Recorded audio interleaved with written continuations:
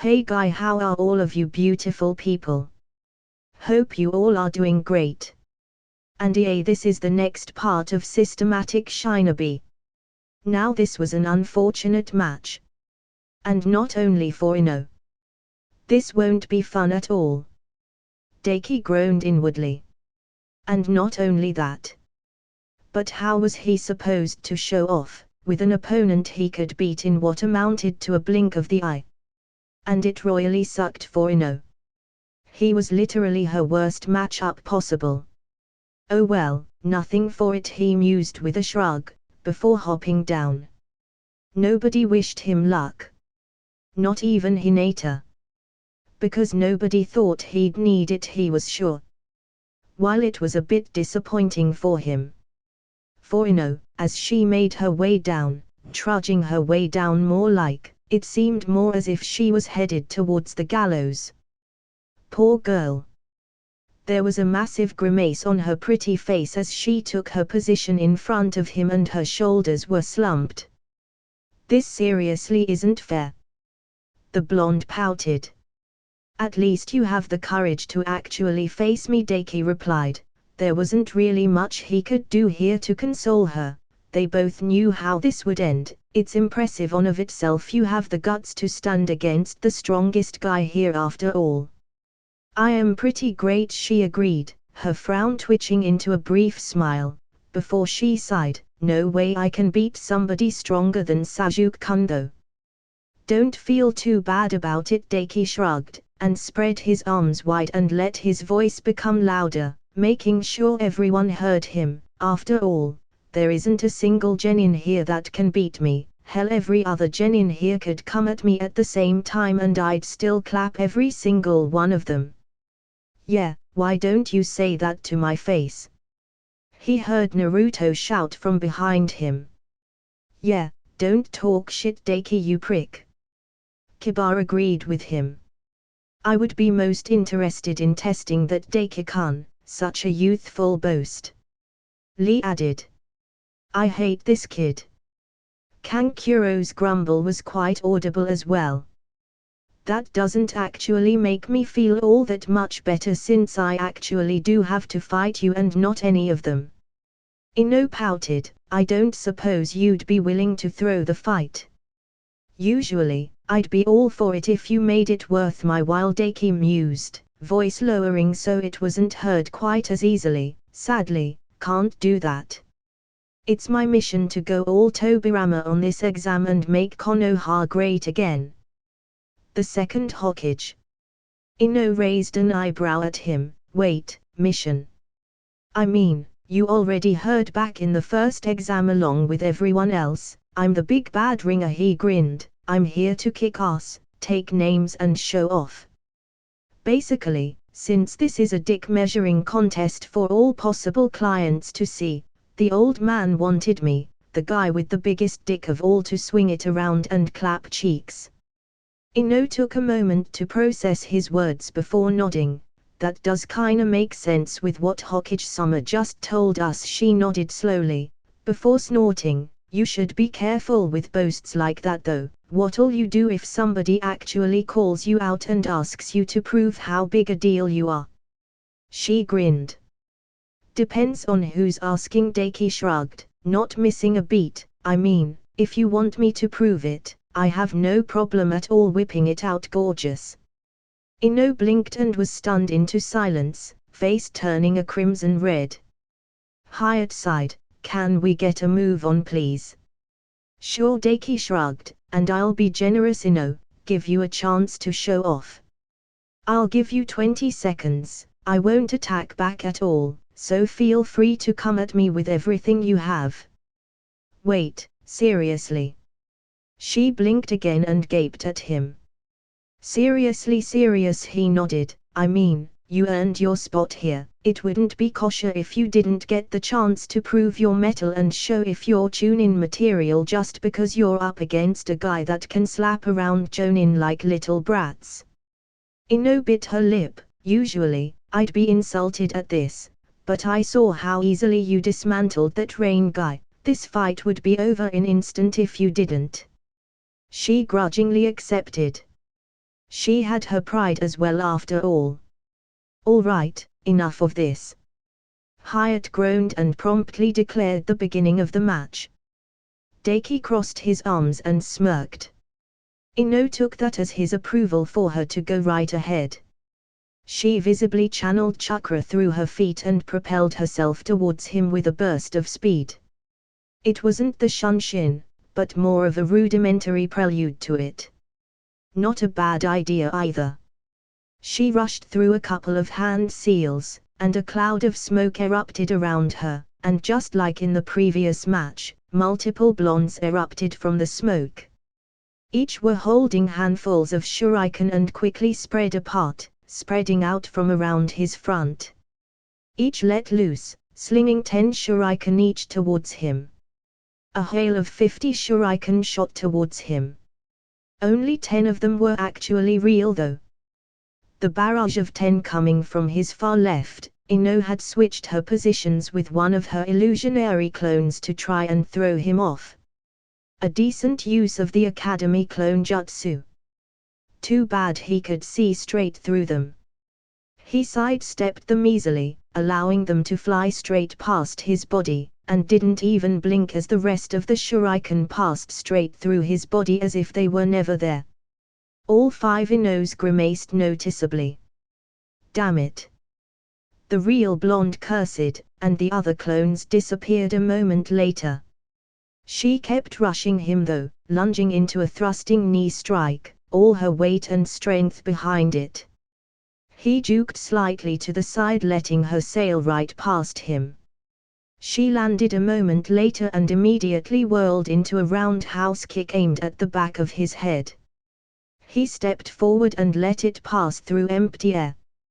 He'd give Ino one thing: while she wasn't all that fast, she was quick mentally and immediately kept the attack up, aiming for a punch aimed at his kidneys. Her technique was basic, but well polished and aiming for vital points constantly. 4 he mentally counted as he spun slightly out of the way of her punch, even as she dug her feet into the ground and shot right back around to him, exploding into a flurry of punches and kicks that he weaved around or deflected. Your taijutsu isn't bad at all, he praised, though your conditioning could do with a little work, and you need more jutsu for sure, cause you have no options beyond this with me. Has your sensei not been teaching you anything? Honestly, what the hell was up with Kakashi, Kuinai and Asuma? They didn't seem to teach their students jack shit. 7, 8 he mentally counted as the match went on. Asuma-sensei is just as big a lazy bum as Shikamaru and Choji. Ino grunted, not letting up at all. He's only drilled us physically and taught us to attack as a team. That sounded familiar. Heh, you know, the more I hear about how the Jonin are teaching you guys, Daki mused idly as he deflected a punch over his shoulder by poking Ino's wrist with one finger, the more I'm glad I never ended up with one. Sounds like a total waste of time. Lucky, you. Ino grunted, whipping her hand back to try and grasp his neck at the same time she jumped into a rising knee aimed for his chin. He was fast enough that a simple diagonal step backwards allowed him to evade both, and Ino grunted again in frustration. Mid-air for only a moment, she grabbed a trio of kunai from her pouch, lobbing one with a flick of her finger aimed at his face. He tilted his head to the side and caught it by the handle. With his teeth. That's just absurd. Ino growled, even as she switched one of the 2 kunai remaining in her hand to her offhand and landed, pushing off with a burst of chakra and dual-wield slashing at him. He clasped his hands behind his back at the same time. He blocked and deflected her blows using only the kunai held between his teeth. And to think, Isabu thought he shouldn't have Rorano as his middle name.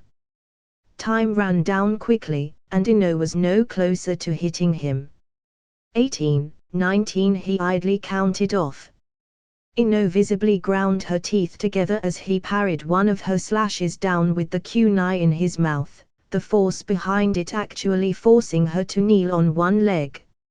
She showed a surprising amount of skill though when she flicked her fingers up, letting the kunai in the hand he'd just parried shoot up towards his chin. At the same time she pushed back with her back leg and tossed the one in her other hand. One coming up for his chin, the other straight for his heart. A pincer technique, cutting off any escape avenue beyond one side. At the same time her hands came together in an unfamiliar seal as she shot back and landed, a square-like space gap between her fingers. 20. Daki declared aloud. And then he moved. He disappeared in a blur of speed and Ino's eyes widened. She never got the chance to fire off her special clan jutsu, because Daki was suddenly behind her. One hand wrapping around her waist and pinning her arms to her sides, while the other wrapped around her throat and pinned her bodily to his chest. And that's match. Daki grinned down at the blonde. Not bad at all, Ino, you're a lot more skilled than I thought you were. Easy for you to say when you danced around me like a child. Ino sighed. Well, whatever, I already knew it would end like this. With you pinned against me? Daki asked, grin widening. Ino tensed in his grip, suddenly realizing their position before relaxing and tilting her head up slightly to grin at him. Well, it's not a bad position to be in, she shrugged, though only because he allowed it. Did you want to show me you weren't lying about your boasts that much earlier? She flirted, surprising him a bit and wiggled her backside against his hips. This could be bad. While usually he wouldn't mind at all. Currently, there was one girl specifically whom he was flirting with and preparing to possibly pursue a relationship with. One girl whom was watching right now from above. It was one thing to flirt with other girls when he still wasn't in a relationship with Tenten. It was another to do it in front of her. Wait, why do I feel 4 different killing intents? Daki blinked, confused. Did somebody have a crush on Ino that he didn't know about? I mean, if you want to see it, just look me up after this exam where we can have some privacy and I don't mind giving you an up-close and personal look. Daki replied, and released her, stepping back. You tease. Ino pouted at him, even as she turned around and idly rubbed her throat. Well, I'll keep that in mind. With that said, the blonde turned to Hyatt who was watching them dryly, his gaze completely unimpressed. So yeah, Proctor guy, I give up, surrender and all that. She declared. Ahoo. Hyatt deadpanned, before slowly lifting his hand into the air. Yamanaka Ino has surrendered, the winner is Yuria Daki. Please quickly vacate the arena so we can choose the next match participants. He said, voice completely monotone. He looked completely done with life. As the match ended, Ino visible shuddered. Man, is it cold in here or what? I just had this shiver go up my spine. The blonde rubbed her hands together. Daki shrugged at the blonde girl's words and took his leave, making his way back up to the railing above. As he did though and made to walk back to his spot, he passed by Guy and his team, and a certain bun-haired girl wasn't very content to let him just go by. Tenten grabbed his arm and pulled him in beside her. As she did, he thought he saw Hinata narrow her eyes in his direction. Really? Tenten questioned him, gaze dry. The hell was with the flirting? Animal magnetism. Daki replied with a shrug and grin. It was more Ino flirting with him after all. Then I might just need to muzzle you. She deadpanned. Ouch. Daki winced, but before he could reply, a hand clapped him over the shoulder. That was a most youthful match, Daki-kun. He looked over his shoulder to see Lee grinning at him brightly, though I am quite keen to test that boast of yours from earlier. Fine with me, he grinned back at the older boy, just make sure you pass these prelims, I'll happily fight you in the real third exam and show you why I'm the strongest guy there is. Yosh. Lee pumped his fist. I will strive to do so. If I cannot defeat my opponent and make it to the third exam, I will run 5,000 laps around Konoha and on my hands. That's the spirit, Lee. Guy cheered him on. Neji, leaning over the railing, snorted. Such childish boasting, the Hyuga said, mere words with nothing to back it up. Somebody's a little salty he isn't the strongest Konoha Genin anymore. Deki shrugged. It's all right, Neji, I don't think any less of you, it's only natural to be jealous of someone as awesome as me. The Hyuga merely snorted derisively and didn't reply again. Somebody would really need to do something about that guy. Assuming Naruto didn't do it, Deki supposed he wouldn't mind kicking his fate-loving ass around. Neji was a good ally to have after all, once he got that stick pulled out of his ass about fate. And well, Deki was pretty sure he could get rid of the cage bird seal, plus he was in line to be Hokage so he could force the issue of abolishing it. He wouldn't stand for any of his citizens being slaves. If the Hyuga wanted slaves, they should just go hunt some rock humpers. You really need to learn to stop running your mouth, Tenten sighed. It's not like you're not strong, crazy strong and skilled for a rookie, but Neji's a genius, you know. I'm a super genius which is 40,000 times better than a regular genius. Deki replied without missing a beat. Tenten gave a slow blink, before shrugging, okay. She apparently knew a losing battle when she saw one. He wasn't quite sure he liked that though. She clearly didn't believe him. I'm stronger, faster, more durable, no more jutsu, he shrugged and pointed out. On top of that, the gentle fist doesn't work on me. Don't go assuming just because you play with Hinata-sama and Hanabi-sama, that you've seen the true power of the gentle fist. Neji snorted derisively once again, not even turning around to look at him. The difference between my taijutsu and theirs is as vast as the distance between heaven and earth. Ooh, how testy. Being more skilled at it doesn't change what it does, and what it does has no effect on me, buddy. Deki shrugged. But I'll happily prove to you how much stronger I am once we fight in the third exam, assuming you don't get your ass kicked. Your words mean nothing, fate has already decreed that I shall be the victor. Neji replied simply and said nothing more. What a boring guy. He didn't get the chance at say anything else though, because Hyatt apparently decided it was time to get a move on.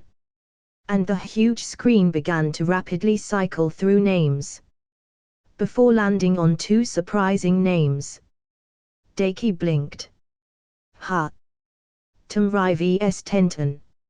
Maybe fate really did exist. Ha, guess I'm up. Tenten grinned eagerly, punching a fist into her palm. She had no idea that besides himself and Gaara, Tamrai was the worst possible matchup for her here. Gonna wish me luck? She asked him, grin widening. Good luck, he replied, giving her a half smile. If you win, I'll give you a present. Is it a lap dance? Tenten asked impishly, raising an eyebrow at him challengingly. If you want, but I don't quite have hips like yours. He involuntarily grinned. Well, I'll hold you to that then. She laughed, walking past him on her way down to the arena below, but as she did, she whipped her hand out and smacked him on the ass. He blinked owlishly. Tenten. Both Lee and Guy goggled at her actions in shock. Her grin turning massive, Tenten continued on her way down, even as killing intent spiked in the room to almost massive degrees. Moments later, the bun-haired girl was down in the arena, standing opposite of the blonde Suna Kunoichi, who had quite the venomous look in her usually lovely teal-green eyes. Her venomous gaze flickered up to meet his eyes for a moment, before looking back at Tenten, lips pulling back nearly into a snarl. Tenten said utterly nothing at the gaze directed her way. What's up with her? Daki wondered. She was much more derisive and mocking originally, but now she was blatantly angry about something. Was it because of him taking the piss out of her the other day, mocking not only her, but her brother, her father and even her homeland? Maybe I should have given Tenten some advice, he mused as Hyatt stepped up to begin the match. It might not change the results, but if Tenten knew in advance she would be fighting a wind user and that long-distance weapon techniques would be useless, her chance of winning by getting in close would be much better. He knew personally after all, that Tenten was both faster and stronger than Tamrai physically and much more skilled in close combat. If she got close before Tamrai brought out her fan and pressured her, she could possibly win. Oh well, too late now, he mused as Hyatt called for the beginning of the match.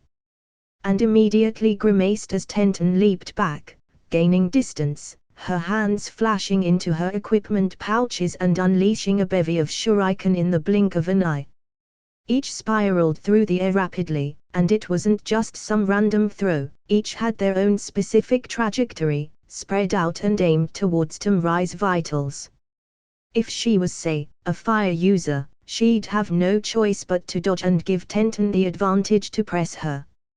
Sadly, she was a wind user though. Tamrai's hand went to the fan on her back and she pulled it forward, running wind chakra down its length. She didn't even open the fan itself, just whipped the huge metal base of it and sent a short but powerful gust of wind to meet the shuriken, blowing them away. That wind chakra metal is really something, he mused. It allowed the Sundie blonde to perform high-level wind jutsu, without hand seals and more or less instantly. Is that all you Konoha girls can do? Tamrai scoffed loudly, throw around hunks of metal like some little academy brat. Tenten's lips fell into a frown, but she didn't reply with words. Instead, she reached for her pouch, drawing 5 kunai and with a whip of her hand, sent all 5 soaring through the air like bullets towards the blonde, 1 aimed for her head, 1 for her neck, 1 her heart, and 2 at her kidneys. It was quite an impressive throw actually. This again. Tamrai scoffed, unveiling her fan ever so slightly and swinging it. Once again, a burst of wind chakra sent the barrage of kunai flying away. But Tenten wasn't idle, already having leaped into the air, the bun-haired girl drew a single scroll, unrolling it and giving it a whipping motion as if it were a whip itself. Daki saw her chakra spreading through the scroll itself, going through each and every single storage seal inscribed on the scroll. There was a burst of smoke, and a split moment later, dozens of different weapons rained down from above down towards the blonde. Swords, spears, sickles, scythes, axes, kunai, shuriken and more. And with their trajectory, they didn't just go for Tamrai's front, but as they fell, spread out so they were coming towards her from each angle. HMPH. Tamrai opened her fan a bit more and spun, unleashing another, though much larger burst of wind chakra that spiraled around her form and blew away all of Tenten's weapons once again. It was almost comically unfair how badly Tenten's skill set matched up against Tamrai. But such was the life of a ninja. Unfairness galore. If one couldn't overcome a bad matchup, they were destined to fail and die during their missions at some point, usually quite early in life. TCH. Tenten clicked her tongue as she landed. Done already? Tamrai taunted, slamming the butt of her fan into the ground and leaning on it casually, tauntingly. Not quite. Tenten replied. No, you are. Tamrai denied, the blonde heaving her fan up before whipping it around, the 2 moons on it displayed proudly, wind style, wind cutter jutsu. From the fan, a compressed torrent of slicing winds were released, roaring through the air towards Tenten. Just before they hit her though, the bun-haired girl launched herself into the air, a pair of scrolls pulled from her equipment pouches. The wind tore through her previous position, leaving great gouges in the ground. As soon as she unrolled them and channeled chakra through them, a pair of smoky dragons erupted from the scrolls and rushed down towards Tamrai. Or so it seemed. Rather, they slammed into the ground on each side of her and burst into a great cloud of smoke, obscuring both of the girls from view. Though Deki could see them both easily with his eyes. Tamrai wasted no time in whipping her fan out, blowing the great cloud of smoke away. But it was enough. Tenten was already in motion. She spun like spinning top midair, rapidly rotating, and a moment later, a massive barrage of weapons launched down towards Tamrai. It was just like her previous attack. Only, the scale was vastly different. Where before it was multiple dozens, this time, it was multiple hundreds of different weapons that rained down like a metal shower of death towards the blonde. For a split moment, Tamrai's eyes widened in panic, before she regained control and unwound her fan properly. It's over. Deki clicked his tongue. Wind style, raging gale wall. Tamrai swung her fan, all 3 moons on it blazing proudly with chakra. A massive churning gale erupted from the blonde's fan, and despite the massive scale of amount of weapons aimed at her, they were blown away completely. I'm still not done yet. Tenten roared as she fell towards the ground. She pulled her hands back and Deki blinked as he saw chakra shining with his eyes. Chakra strings, not ninja wire. She whipped both hands out, all of the weapons lifting into the air and rushing towards Tamrai. It wasn't some full-on charge of weapons though, not something so straightforward. They spread out, coming at the blonde from all directions, from 360 degrees, aiming at every part of her body from her feet and ankles to her legs, stomach, chest, heart, neck and head. And the speed of the weapons shooting through the air was much greater than before. This is new. Deki blinked, surprised. Everything had been going more or less the same as the other timeline, until now. She was using chakra strings. Not just a few, but literal hundreds of them at once. Deki could see each and every single one of them spreading out from Tenten's fingertips, branching out like a glowing spider web. Chakra strings varied. For instance, Kankuro needed to use a full hand to use just a single puppet, but controlling one puppet was vastly harder than just controlling the movement of a single weapon. While Tenten was using a vast amount of chakra strings, not a single one even came close to a fraction of the control of a true puppet user. She didn't need that kind of ability for controlling weapons though, which was why she was currently able to use so many. But when did Tenten get so good with chakra strings? Deki wondered, even as Tamrai sent out a quick burst of wind to blow the weapons away and immediately backpedaled, getting distance as Tenten landed and whipped her hands again, sending the weapons back after her before they even hit the ground. Was it because of him helping her with her chakra control? That was the only difference with her that came to mind here. And beyond that, that's some amount of chakra she's using. He whistled lightly. Out of all the Genin gathered here, beyond himself, Naruto and Gaara, Tenten definitely had the most chakra. Actually, she probably had more chakra than Kuinai if he wasn't wrong. Tamrai was a flurry of movement, ducking beneath her fan as a shield, spinning and unleashing burst of wind and on the retreat constantly. Sweat was already beginning to pool on her forehead and the blonde's eyes were beginning to shine with panic. The constant harrowing of the weapons and their speed left her little time at all to use a powerful enough jutsu to regain the advantage. And in fact, if she didn't have such a powerful wind chakra metal weapon to rely on, and had to use hand seals for her jutsu like most, she would have already lost. It wasn't Tamrai's skill here that was letting her keep up, it was her weapon. It just went to show, in a battle between equals, it would be those with the better equipment that had the advantage. Still, it had become more of a battle of attrition. Would Tamrai be able to defend long enough for Tenten to run out of chakra? That question was answered only partially.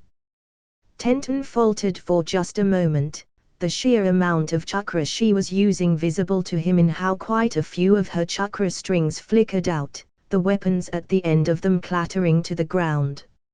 And it was enough for Tamrai to gain a foothold. She slammed the butt of her fan into the ground, wind-style, protective wind barrier. A churning barrier of wind erupted from the ground and formed a spherical barrier around the blonde, bouncing away the weapons Tenten continued on with. The barrier flickered away almost immediately after. "This is it," Tenten declared, drawing her hands up and thrusting them down, sending all the weapons, still hundreds strong, towards the blonde. The blonde, who had used the split few moments of being protected by her wind barrier to raise her fan up above her hand. "Yeah, it is," the blonde agreed, wind-style, great task of the dragon. A powerful gale wind sparked into existence up above, and a moment later, a huge, massive, even, glowing green tornado of wind erupted and roared down like a churning dragon. Just before the weapons would have gave Tamrai the same outfit as a hedgehog, the massive wind jutsu shot down, enveloping the bun-haired girl, and almost immediately, the chakra strings flickered out and the weapons clattered to the ground uselessly. He heard Tenten scream in pain only for a moment, before her voice was drowned out by the roaring hurricane. "That's some jutsu." Daki grimaced, definitely an A-rank jutsu if he wasn't wrong. Though even with her fan enhancing her ability and making wind jutsu cost much less chakra to use, Tamrai could only hold it up for a short period of time. The blonde slumped to her knees, panting deeply, exhaustion etched on her face as she leaned against her fan. And a split moment later the huge hurricane flickered and died away. And Tenten came into view, her eyes shut and body filled with bleeding lacerations from where the wind jutsu had sliced into her body all over. She hit the ground a moment later with an audible thump, completely unconscious. While Tamrai panted deeply in exhaustion and kept a keen eye on her downed opponent, Tenten didn't even twitch. She was so still, Daki might have feared that jutsu had killed her, if not for the fact he could still see her breathing, see straight through her chest to her heart and see it still pumping, if slowly. For an A-rank jutsu in scope, the damage it dealt wasn't all that special, Daki noted. Even with the wind chakra metal boosting her abilities, it seemed Tamrai still couldn't use that jutsu fully. Tenten is unable to continue, Tamrai is the winner, Hyatt announced after a few moments of Tenten remaining still. That was his cue. "Tenten-san." Lee vaulted over the railing down to the arena before and sprinted rapidly towards his downed teammate. He was still wearing his weights though. So before he even made it halfway to her, Daki had already rushed past him and scooped the older girl up into his arms. "Daki-san." Lee skidded to a halt, blinking at him in surprise. "I've got her, don't worry." He nodded to the older boy. "Okay." The bull-haired Shinobi looked a little lost. Better him than the medic ninja on staff, really. If any complications came about, he could provide way better healing than them. And he definitely wasn't gonna let Tenten die. He made a single hand seal even with the girl in his arms, a swirl of leaves forming around his body as he disappeared with a shunshin. As he did though, he noticed Tamrai's eyes narrowing at him, or perhaps the girl in his arms. Instead of heading to the infirmary, where the medic ninja on staff would be around, Daki instead headed for his provided bedroom. The furniture had been returned to their previous location in the room now that he wasn't going to be stuck in there any longer, so he lay Tenten down the middle bed. Now let's see. Daiki mused, looking the girl over. Her body was filled with lacerations, and a lot of her clothing had been shredded, blood oozing out of the tears. First of all, it was best to get a proper look. So Daiki made a single hand seal, a green aura forming over his hands as he used the mystical palm jutsu and began examining the girl's body internally. He hummed. The mystical palm jutsu was perhaps his most used jutsu beyond the shadow clone jutsu. He was very much experienced with it. So it didn't take long at all for him to examine the older girl's internal body and feel out her injuries. It wasn't too bad. Beyond the lacerations on her skin, she had some internal bleeding to go along with it in her stomach, and her ribs were broken, her left femur was heavily bruised, and her left shoulder was cracked. Pretty bad, for a normal ninja at least, but nothing he couldn't heal up with his medical jutsu within a few hours. This was a good chance to experiment with something though. He focused on the seal upon his neck, drawing on the powerful combined chakra within that grew ever so slightly as time passed on. As he did, he focused the chakra into his eyes, his scarlet red eyes shining with a red glow that lit up the room. The energy shifted into pure life force and he directed it into the green healing aura of chakra around his hands. Almost immediately, it shifted into a bright and warm glowing silvery white energy, and he spread the energy over the older girl's body, expanding it until it looked like she was wrapped within a protective cocoon of energy. Almost immediately, the gashes and lacerations along her body began to close up before his eyes, and with the mystical palm jutsu, he could feel in real time as her internal injuries and injured bones began to mend as well. In just 30 seconds, he was done. And all of Tenten's injuries were healed as if they were never there to begin with. Well, the dried blood and shredded clothing spoke for themselves though. Not bad. Daiki grinned, dispelling his jutsu and wiping the sweat that had formed on his forehead from concentration. Experiment success, though he figured it would go that way anyway. Converting the energy of Gelul, star chakra and natural energy into a healing jutsu with his eyes, amplified the healing abilities of the mystical palm jutsu massively. And it only took a small spark of that energy within his seal. He could probably restore lost limbs with this kind of jutsu. It's not really the mystical palm jutsu either at this point, he mused. Well, it was, only amplified. Kind of like the sage arts. Shinkyuken style, mystical palm jutsu. Maybe. Or maybe just mythical palm jutsu. If he was Minato Namikaze, he'd probably name it something like the mythical resurrection life revitalizing palm of the immortal starry scarlet turtle heavens jutsu. Now he was half tempted to go with that absurd name just to see people's reactions when he called the name of it out. A groan coming from the bun-haired girl on the bed beside him drew him from his thoughts, and he looked down to see her eyelids fluttering open as she woke. Ah! She groaned, before blinking and looking at him. Daiki. Have a nice rest, sleeping beauty. He teased, feeling all right. For a second she just stared at him, before frowning and giving a disappointed sigh. So I lost then? She asked, shoulders slumping in defeat. More or less. Daiki shrugged. It was pretty close though. Her frown deepened. It sure doesn't feel like it. She could have blown me away with that stupidly huge wind jutsu at the end there at any time. Tenten clenched her fists and pushed herself up into a sitting position. It was all I could do to press her there at the end a bit. And you almost won because of it, Daiki pointed out. I was impressed with the chakra strings, by the way. When did you learn to do that? She shrugged. I've been working on chakra strings for a good year now.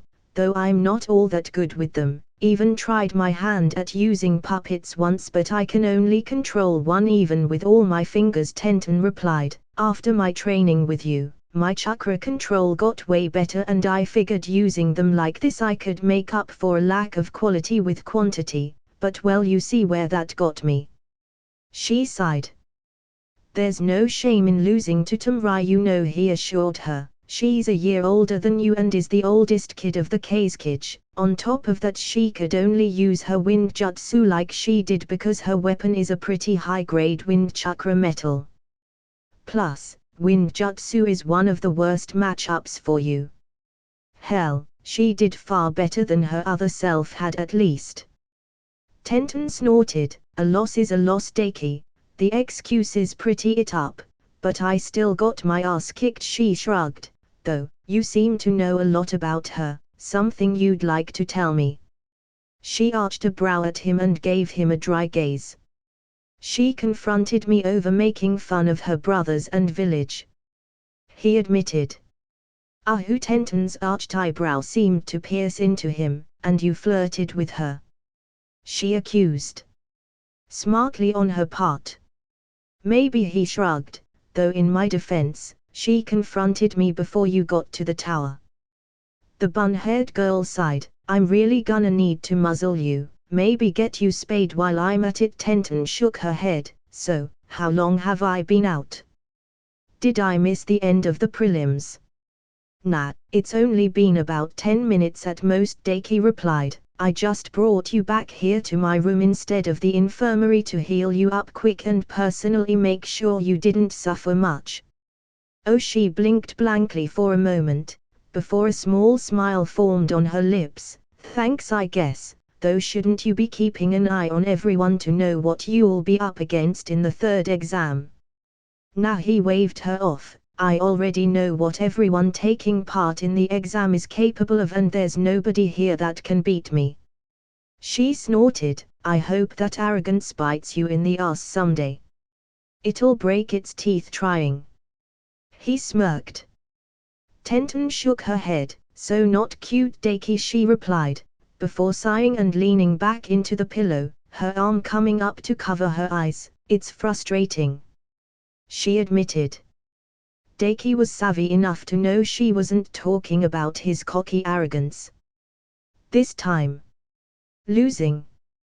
he asked, getting to the root of the issue.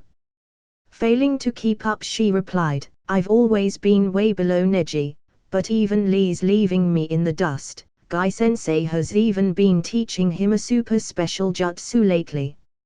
I train every day, I study my butt off. I collect every type of weapon I can find and learn how to use every single one, but normal stuff like this can't keep up with a Hyuga genius or the things Guy-sensei is teaching Lee." Did she know it was the 8 gates or not?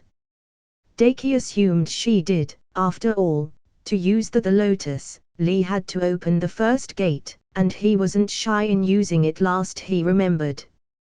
"They are not that special," he assured her. "There's a limit to how far the Bakugan and Gentle Fist can go alone, and Neji's approaching it rapidly, and the gates are full of drawbacks that Lee is incapable of getting around. The best Lee could do was train his body and adapt as best he could to handle the strain. He wasn't like Daki or even Naruto, who had innate healing abilities that would massively lessen the strain on them from the 8 gates." "You even know about the gates, huh?" Tenten mused, biting her lip. "When you come away with stuff like that so casually, it almost makes me believe you're boasting about being as strong as you say you are." "I'm being truthful. It's not my fault if nobody believes me until they get my foot up their asses." Daki shrugged. "I suppose seeing is believing, so you can watch me kick everybody's asses in the 3rd round." For a moment, she was silent. Then she lifted her arm from her eyes and looked up at him, her eyes slightly red and puffy. It looked like she had been on the verge of crying in sheer frustration. "It's understandable, young as she may be, she has put a not inconsiderable amount of time of her life into training to become strong," Isabu mused. You are anomaly as far as gaining strength as a human goes, you're a freak really with your obsession with grinding, but on top of that, you're a freak who cheats. Someone like her who has no special teacher or the opportunities you have, will find it a struggle to progress after reaching a point. A cheating freak, huh? Well, he wasn't wrong, but still, hurtful. Still, he did have a point. Tenten had quite large chakra reserves and she was very, very skilled at what she did. But skill only went so far in the face of raw unadulterated power. Can you help me get stronger? Tenten asked. He blinked. Ha. Okay. Daki agreed with a shrug. Tenten stared at him, just like that. She asked, looking quite lost. Just like that. He nodded.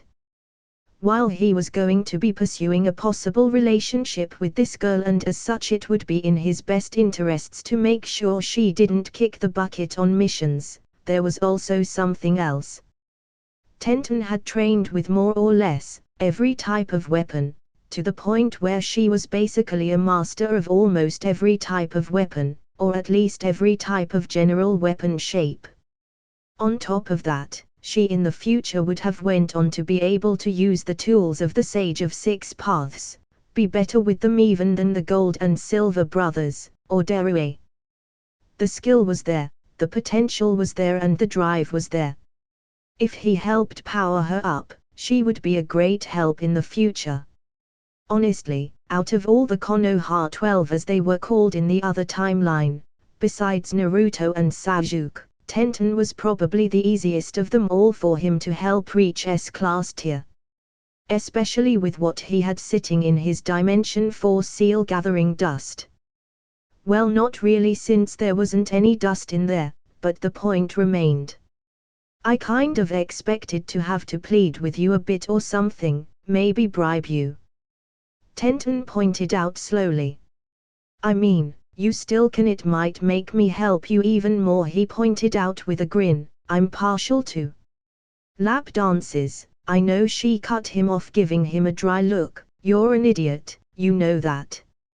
I know you are, but what am I? Daki retorted, grin widening at his epic retort. She rolled her eyes and sat up, and then surprised him by promptly standing up, only to sit right down atop him, straddling his thighs, wrapping her arms around his neck. Still an idiot? Tenten replied, before leaning forward and pressing her lips against his. It wasn't some epic passionate kiss, and more really just a chaste press of her lips against his for a few seconds before pulling back and pressing her forehead against his gently, staring into his eyes. Still, thank you, she said gratefully. Jumping the gun a bit, aren't you? He chuckled, wrapping his arms around her waist. You don't even know if my training help will be all that good, he pointed out. That wasn't for the training help, that was just me marking my territory, Tenten snorted. You've got too many girls hounding after you. Since when? His forehead wrinkled in thought. At most he'd flirted a bit with Sakura and Ino, but they were still solidly into Sasuke. Feelings didn't change that easily. Tamrai thinking he was hot, didn't mean she had feelings for him either. Well, he did have that little heart-to-heart with Sakura, he supposed, and she was receptive to his flirting and seemed to have opened her eyes a bit.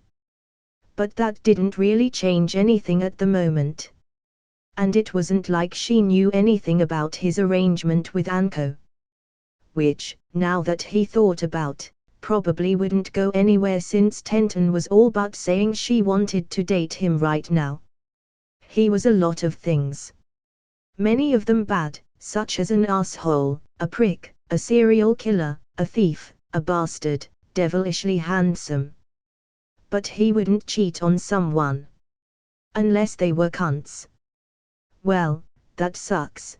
Guess I won't be riding Anko like a pony, but oh well, he withheld a sigh of disappointment.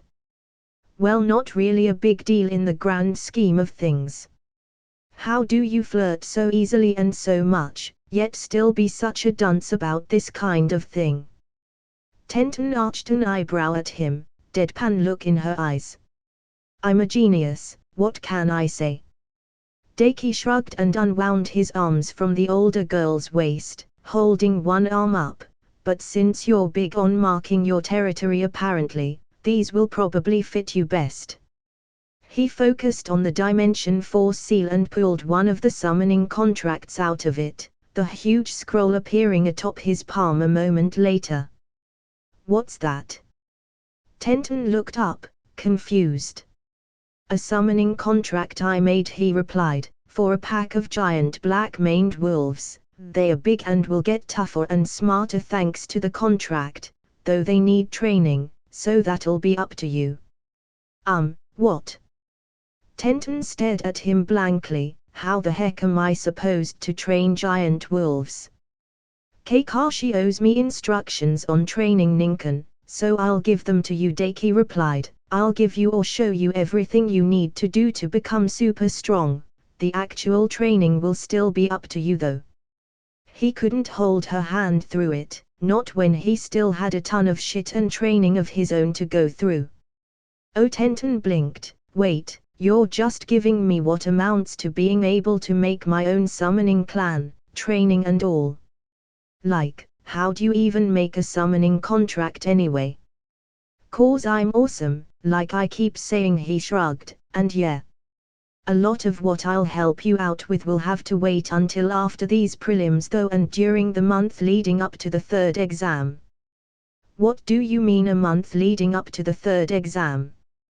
Won't it just be right after the prelims like the others? She asked.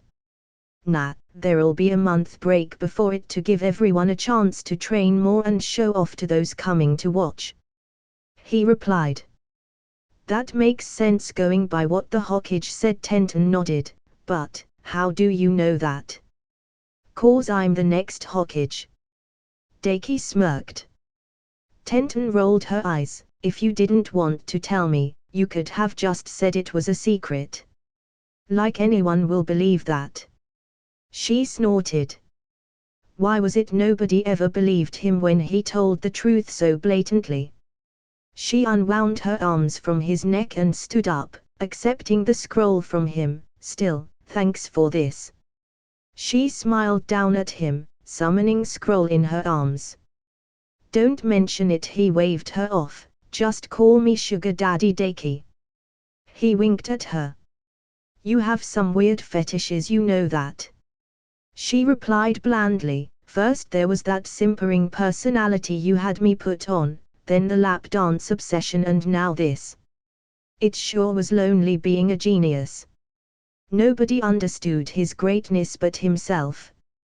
A few minutes later, Daki with a whistle on his lips leisurely strolled back through the halls of the tower and back to where the prelims were taking place.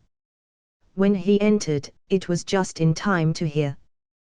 The next round will be Shinobi vs Sasuke Uchiha. Hyatt announced. Ha, neat, he got back in time to see Sasuke fight. He noticed though as he jumped back up to the balcony above, that the room was a bit less full than it was before. He couldn't see Kiba, Choji or that stretchy dude from Kabuto's team.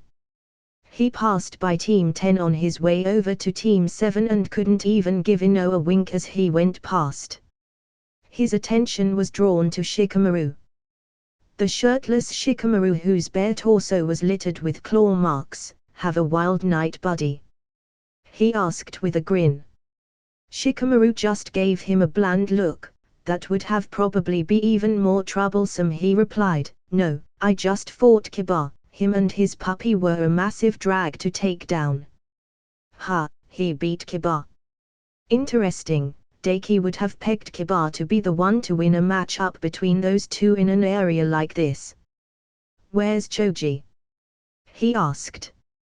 He fought before. Shikamaru Ino shrugged, drawing his attention to her. He fought against that Kabuto guy's teammate, a total freak by the way, who could stretch like he was made of rubber, and he choked Choji out. I can't believe Shikamaru is the only one of us to pass this stupid exam. Well, that answered that. You sure took your sweet time coming back, kid. He was distracted by Asuma-sensei speaking up before he could respond to Ino, and after rushing off with Guy's little girl too, something you want to admit. There was a grin on the bearded man's face, a teasing one at that. He seemed to be rather amused. Yeah, actually, fess up. Ino pointed out at him, is there something going on with you and that girl? Daiki grinned at her, that's for me to know, he replied, before leaning forward, and you too ... He flicked her on the nose before turning away, continuing on to Team 7. He heard Ino growl behind him and his grin widened. Tenten's fine, he assured Lee and Guy as he passed them as well, before they could ask. So hip and cool, he heard Lee say behind him. Well, look who it is, Mr. Knight in shining armor himself. Kakashi looked up from his book as Daiki approached him and his team. Did your fair maiden give you a reward smooch? Yes, actually. A very nice one, to be honest. Chaste as it was. Not that Daiki was going to mention that when Sakura was standing right there, her head turning away from looking down at Sasuke to him when Kakashi spoke. Just because you're a virgin, Kakashi, doesn't mean you get to live vicariously through me. Daiki responded idly. He was really only half paying attention to Kakashi. The rest of his attention was focused on the arena below. Specifically on the black-haired Uchiha that had paused upon his return to the massive room and looked up at him, staring him straight in the eye. They held eye contact for a few moments, before Sasuke smirked and turned away facing his opponent, Shino. You can cut the tension with a knife, Kakashi commented with a giggle, something you want to share with the class, Daiki-kun tilde. Kakashi-sensei. Sakura cried out, aghast. Daiki took his attention off of Sasuke and turned to look at Kakashi. He was going to give him a whopper of a glare. But he could only muster a deadpan stare when he saw Sakura's face was bright red and wearing a warped smile, green eyes glinting with interest as she looked between him and her teammate down below. Daiki sighed internally.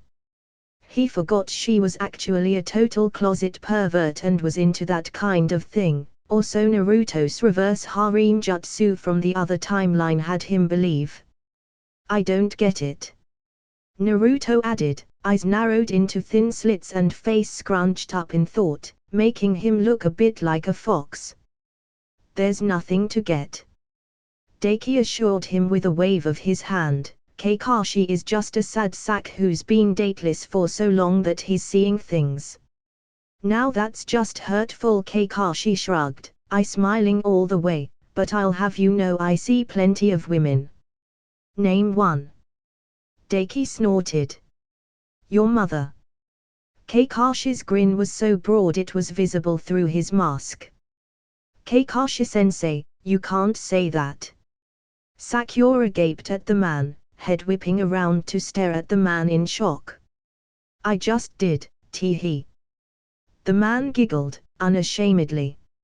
My mother's dead, you know, has been for over a decade. Daiki shook his head, the implication not even fazing him.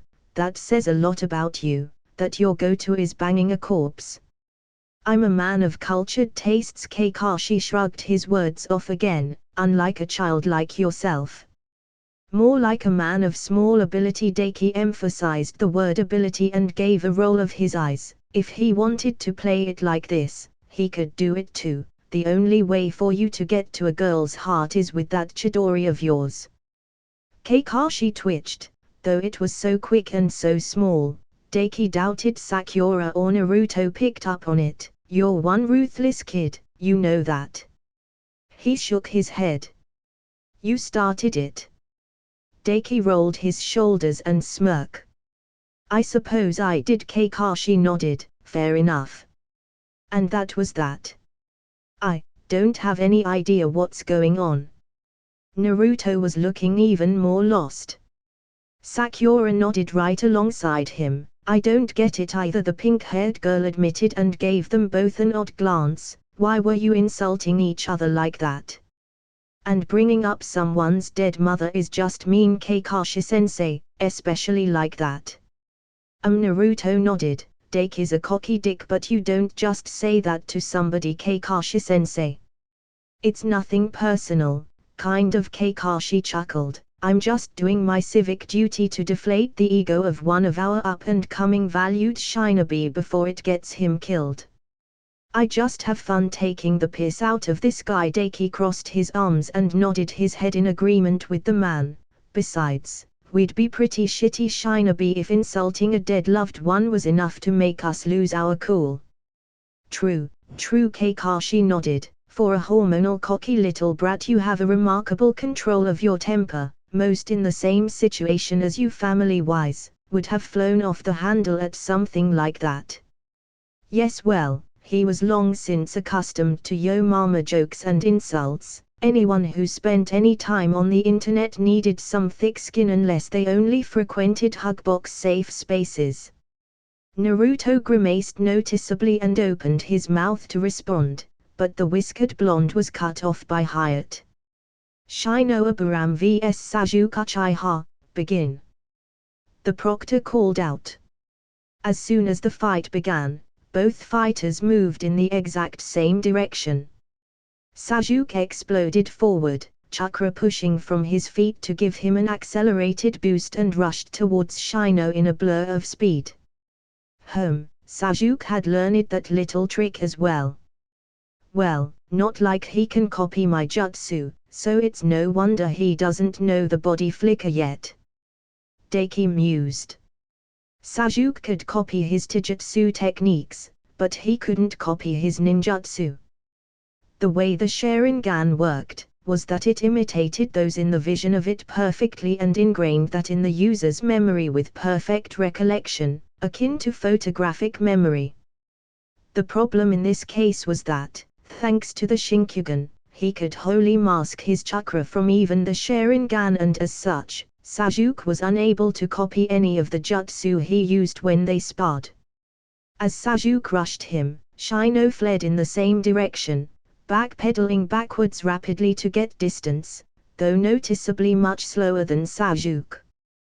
The sunglasses-wearing Abiram lifted his hands up, jacket sleeves spread wide open, and a pair of hazy black clouds erupted from his sleeves, each swelling to larger than an adult man and shooting through the air towards Sasuke.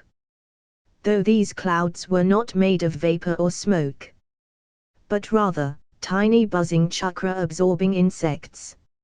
Instead of retreating or even pausing to make sense of what was heading his way, Sasuke pushed off up into the air, rocketing up far above Shino, and ran through a blurring set of hand seals, before cupping a hand around his mouth and exhaling. Fire style, fireball jutsu. Sasuke spat out a massive fireball, easily larger than 3 men put together, and Daki had to withhold a whistle. It was easily the biggest fireball he'd seen Sasuke fire off. His chakra capacity has increased noticeably after being exposed to the cursed seal, just like yours did initially. Isabu commented. True, that did make sense. Not only was the fireball big, but it was fast as well. Shino had no choice but to cut off his backpedaling and rushing to the side, fleeing the attack that slammed into his previous position and exploded against the tiled floor into a wave of flames that washed outwards in all directions. Shino had to jump a split moment later to dodge that secondary effect, leaving him in midair. If only for a moment.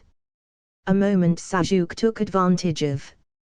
The Uchiha had already landed and shot towards him, flicking his wrist and sending a bevy of shurikens spiraling through the air towards the bug user. The Uchiha didn't even seem winded from his fireball jutsu.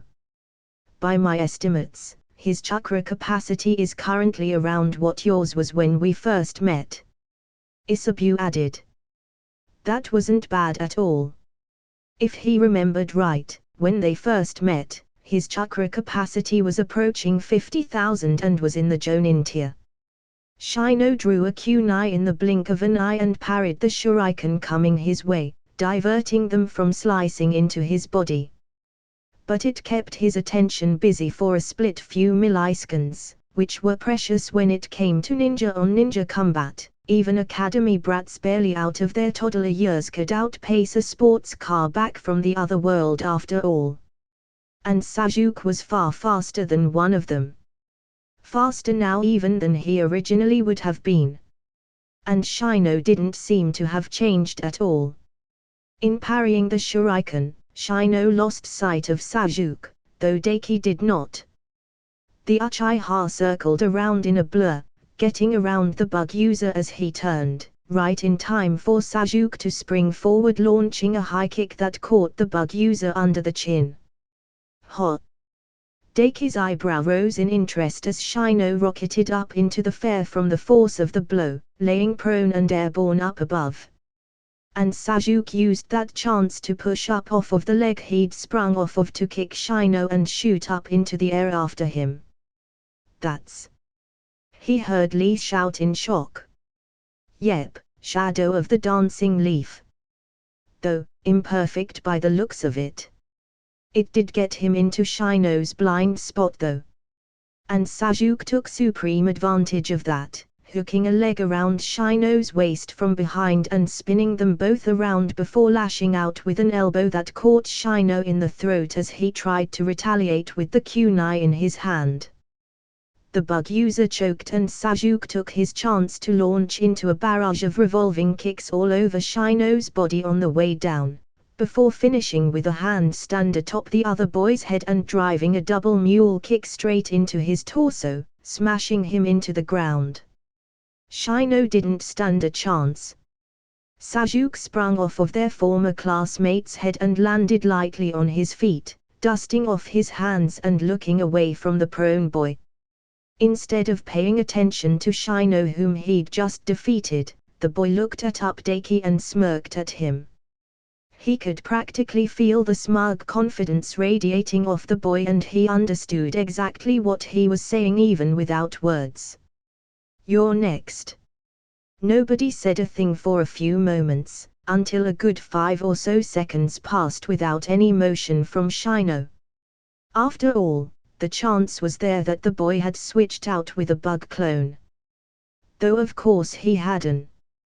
That was why Sasuke wasn't paying attention to the boy, he would have noticed thanks to his Sharingan if he had. They weren't shadow clones after all. Winner, Sasuke Uchiha. Hyatt declared then. Yeah, way to go Sasuke-kun. Sakura whooped, cheering him on. Damn, that bastard looked way cooler out there than me, Ke. Naruto crossed his arms and complained. Though there was a smile on his face even as he complained. With his win announced, Sasuke smugly walked his way over to the stairs and up to the railing above instead of just jumping up at a leisurely pace while the medics came in to take Shino away.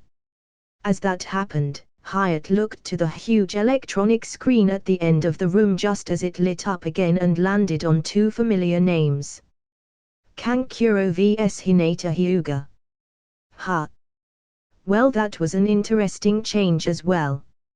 Looks like the quiet girl is up, high barber right? Sasuke noted as he approached, smirk still plastered over his face. Hinata. Deki absently corrected him. His eyes were on the midnight blue-haired girl, so very different from the one who would originally fight in this place against her cousin.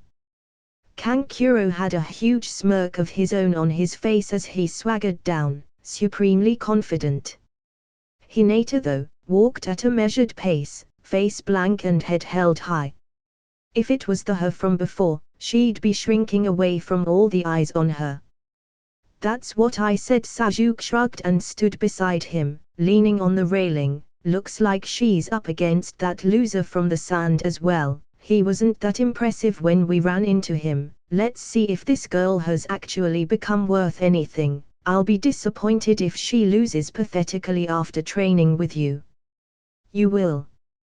Daiki raised an eyebrow. He didn't think Sajuke had all that of an interest in her. Inu Sajuke's smirk grew. If she can't even beat this clown, your teaching abilities are obviously subpar and you'll never make it as a Jonin sensei in the future. Who said anything about me wanting to be a sensei? Daiki raised an eyebrow, actually confused. Weren't you bragging about your little apprentice to me before, Hitachi or something? Sajuke raised an eyebrow right back at him. Hanabi. Daiki corrected him on reflex. Same difference. Sajuke shrugged. Daiki gave him a deadpan stare, before making a single hand seal while Sajuke leaned against the metal railing, arms spread out confidently. He must have thought he looked cool like that. And would no doubt have been the epitome of casual uncaring badassery, if not for the doodles that popped up on his face, mustache, glasses, inky dick, jizz and all. Naruto erupted into laughter. The heck are you laughing about? Sajuke looked to Naruto, his second eyebrow joining the second. Naruto only laughed harder. Kakashi tittered. Sajuke-kun, what happened to your face? Sakura tentatively brought up. Sajuke blinked. My face? He asked, lost. In response, the pink-haired girl swallowed, before reaching into her equipment pouch and bringing out a small hand mirror. And held it up for Sajuke to see his face in. Sajuke stared blankly at his doodled reflection. And stared. He kept that up for a good 5 seconds before his onyx black eyes swirled, burning into a crimson red with 2 rapidly rotating tomo in each eye. His head mechanically turned Daiki and he gave him a bloody red glare. You! He accused. That's a good look for you. Daiki smirked at him, dickhead. Sajuke's eyebrows twitched and a vein throbbed on his forehead. I'll kill you for this. He vowed. Then you woke up with your face in your cereal bowl. Daiki taunted. I swear I'm going to avenge myself on you for this. Sajuke promised, fists clenching together over the railing, tight enough he could hear the metal groaning. I'm not into dudes, sorry buddy. Daiki shot back. Forget his cute little apprentice's name, would he? You will suffer the wrath of an Uchiha for this. I hear they make a cream for that now. Wrath not rush, you prick. That day, everyone gathered got to see rare sight of Sajuke Uchiha completely losing his cool. To be fair Suzuki, it's not nice to forget people's names like that. Kakashi happily piped in. And then promptly had to duck as Sajuke launched a punch at his face, tittering all the way. All the while Naruto just laughed and laughed.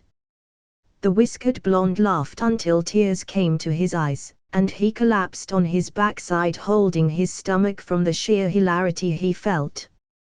The commotion they were making drew quite a few disgruntled or angry looks.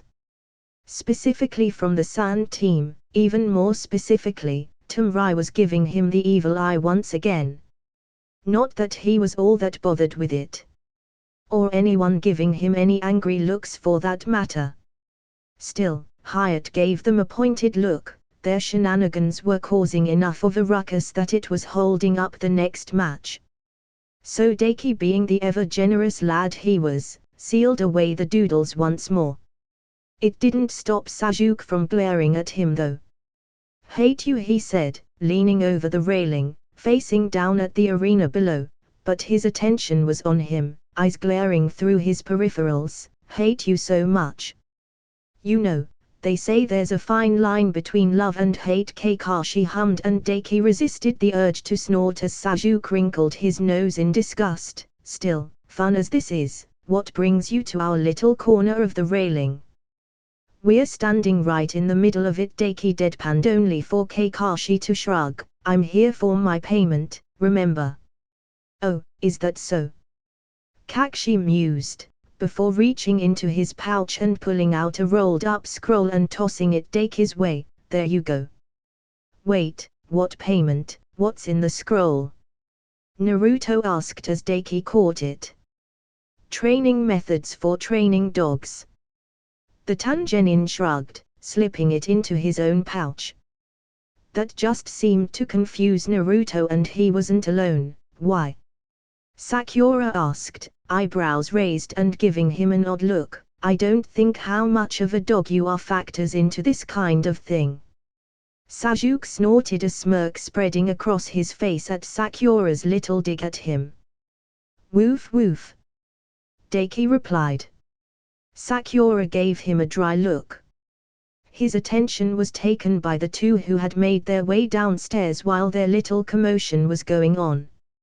Specifically, his eyes were on the midnight blue-haired girl, so different from her previous self, who stood opposite Kankuro.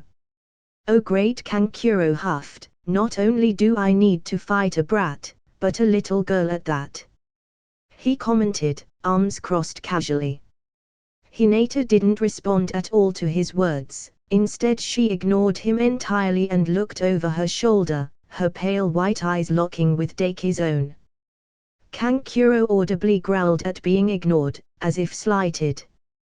That was a good move on her part. Both Kankuro and Tamrai were all up on their high horse over Konoha right now and looked down on them as if they were lesser just because they weren't struggling financially like the Sand Village. Though he bet Hinata wasn't at all thinking of that. She smiled lightly his way and he smiled back, before giving her a wink and a nod. She had this. Her smile twitched up a bit more, before she turned back to face her puppet using opponent. The white-eyed girl slid one foot back, both arms coming up, one slightly above the other, fingers pointed outwards, the beginning stance of the gentle fist. "Tch." Kankuro clicked his tongue. Hyatt looked between both of them, making sure they were both ready before lifting his hand and bringing it down. "Begin," he declared. As soon as declared the beginning of the match, Hinata's chakra pulsed. "Bakugan," she voiced, and he saw the telltale veins pulsing around her eyes before she promptly pushed off, rushing towards Kankuro, who stayed standing still. A smirk played across Kankuro's face as she rapidly approached him. Only, instead of attacking him straight out, Hinata jumped, flipping over his body and landing behind him before launching a rapid two-fingered strike towards the bandaged object on his back. "Heh, that little hiding trick is useless against the Bakugan," Daki smirked. There was a grunt of pain as she made contact, before a puff of smoke overcame the bandaged object and suddenly in its place was Kankuro. Only, not quite. Hinata's fingers smashed right through with shattering sound and Kankuro's visage fell away to show the bland, pale, dull-eyed expression of a puppet beneath. Behind the puppet, the bandaged object unveiled and Kankuro jumped out, gaining distance, one hand clutching at his shoulder where Hinata's two fingers had impacted initially. "How did you know I was there?" the older boy grimaced and demanded. "It was a very convincing disguise," Hinata commented as she spun on her foot and lashed out with a roundhouse kick that caught the puppet crow in the neck and decapitated it as well, sending both head and body bouncing away. "But my Bakugan can see through solid objects," she added and rushed forward towards him. "Is that right?" Kankuro ground his teeth and began backpedaling rapidly, trying to gain distance.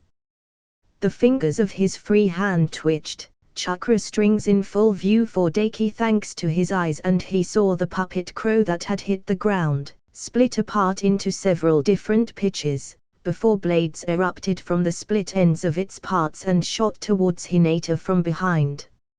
He was intending to skewer her from behind while she rushed him. Not that it would work. Hinata tilted her head, letting one of the blade parts shoot by her head, then lashed out with a quick chop of two fingers, chakra coating the digits. She severed the chakra string controlling it easily. What the hell?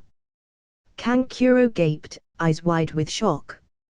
Despite his shock, he wasn't idle though and let go of his shoulder and with both hands now controlled the puppet parts, each spreading out and shooting at Hinata from all angles like bullets. She was forced to stop her pursuit of the older boy and spin out of the way of one, ducking under another, jumping the next. It almost looked like she was dancing as she wove between each of the blade puppet parts without ever taking her gaze off of Kankuro. How the hell are you doing this? The boy grunted out in frustration. Chakra ignited around Hinata's fingers as she got her timing down and she moved in a spiraling spinning blur, lashing out with both arms and slicing through the chakra strings of a puppet part each time she dodged. Upon the last one, she swept her foot around to bring her back around to face Kankuro and pushed off, rushing towards him. To quote a boy I know, Hinata replied, "Fuck you, that's how." Kankuro wasn't a physical specialist, so despite Hinata not being the fastest out there of the Konoha Genin, she was still faster than him, and now with his ace in the hole taken care of, she had no reason from hesitating in rushing him. Bitch! Kankuro spat. Literally. Just as she was upon him, he spat out a few senbon, each point dipped in a liquid substance at point-blank range. Too bad for him though. Hinata ducked, skidding underneath them, feet grinding against the ground with chakra. "You are within my range," the girl declared. He could see them clearly with his Shinkyugen. As could Hinata with her Bakugan.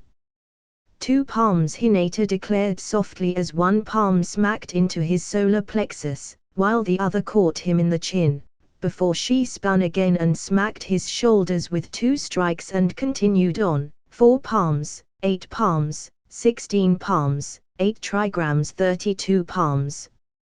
Hinata's hands were a blur of motion as she struck Kankuro all over his body. The last palm strike smashing into the core of his stomach and bodily lifting him up and sending him flying back a few feet to smash into the wall, where he promptly slumped to the ground unconscious. Hot.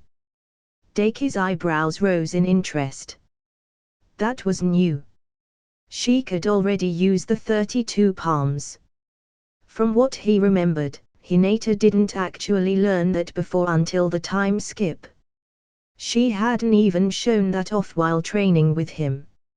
A recent thing, or was it something she wanted to surprise others with? It wasn't quite the 8 trigrams 64 palms or the 8 trigrams 128 palms that Neji could use already around this time, but it was progress nonetheless. Pretty good progress at that. The difference between the her of now and the her of the other timeline was like that of night and day. Unlike Sasuke, Hinata didn't take her eyes off of Kankuro. Just in case he managed to get up, she stayed in her stance, ready to keep on attacking in case he made any move.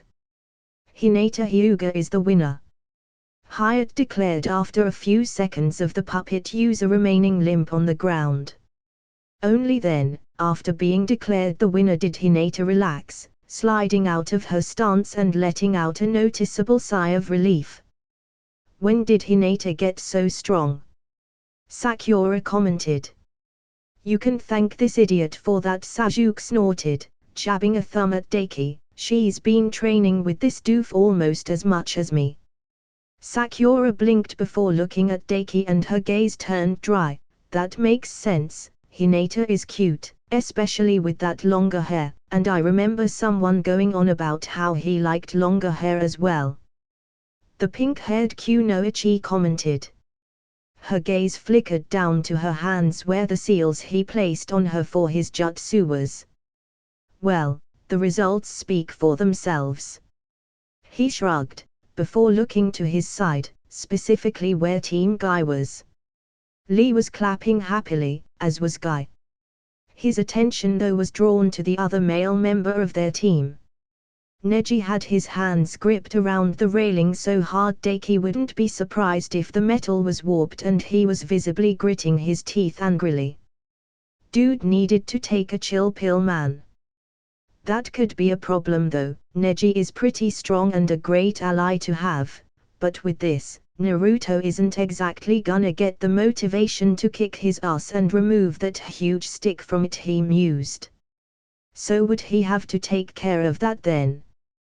But Naruto's message had a much bigger impact because of how much of a failure Naruto himself was considered.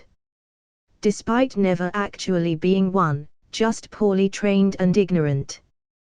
Well, it would be something he needed to look into at least. His eyes drifted from Neji to Hinata, who was making her way back up after being declared the winner. Her eyes were on him as well. He flashed her a thumbs up and a nod. He could of course talk to her in her head thanks to his eyes and the jutsu he learned from Fu, but he was leaving it for now. Better to congratulate her in private. She smiled brightly at him, cheeks darkening a bit as she made her way back to her team. Guess not all of that shyness of hers had been dealt with.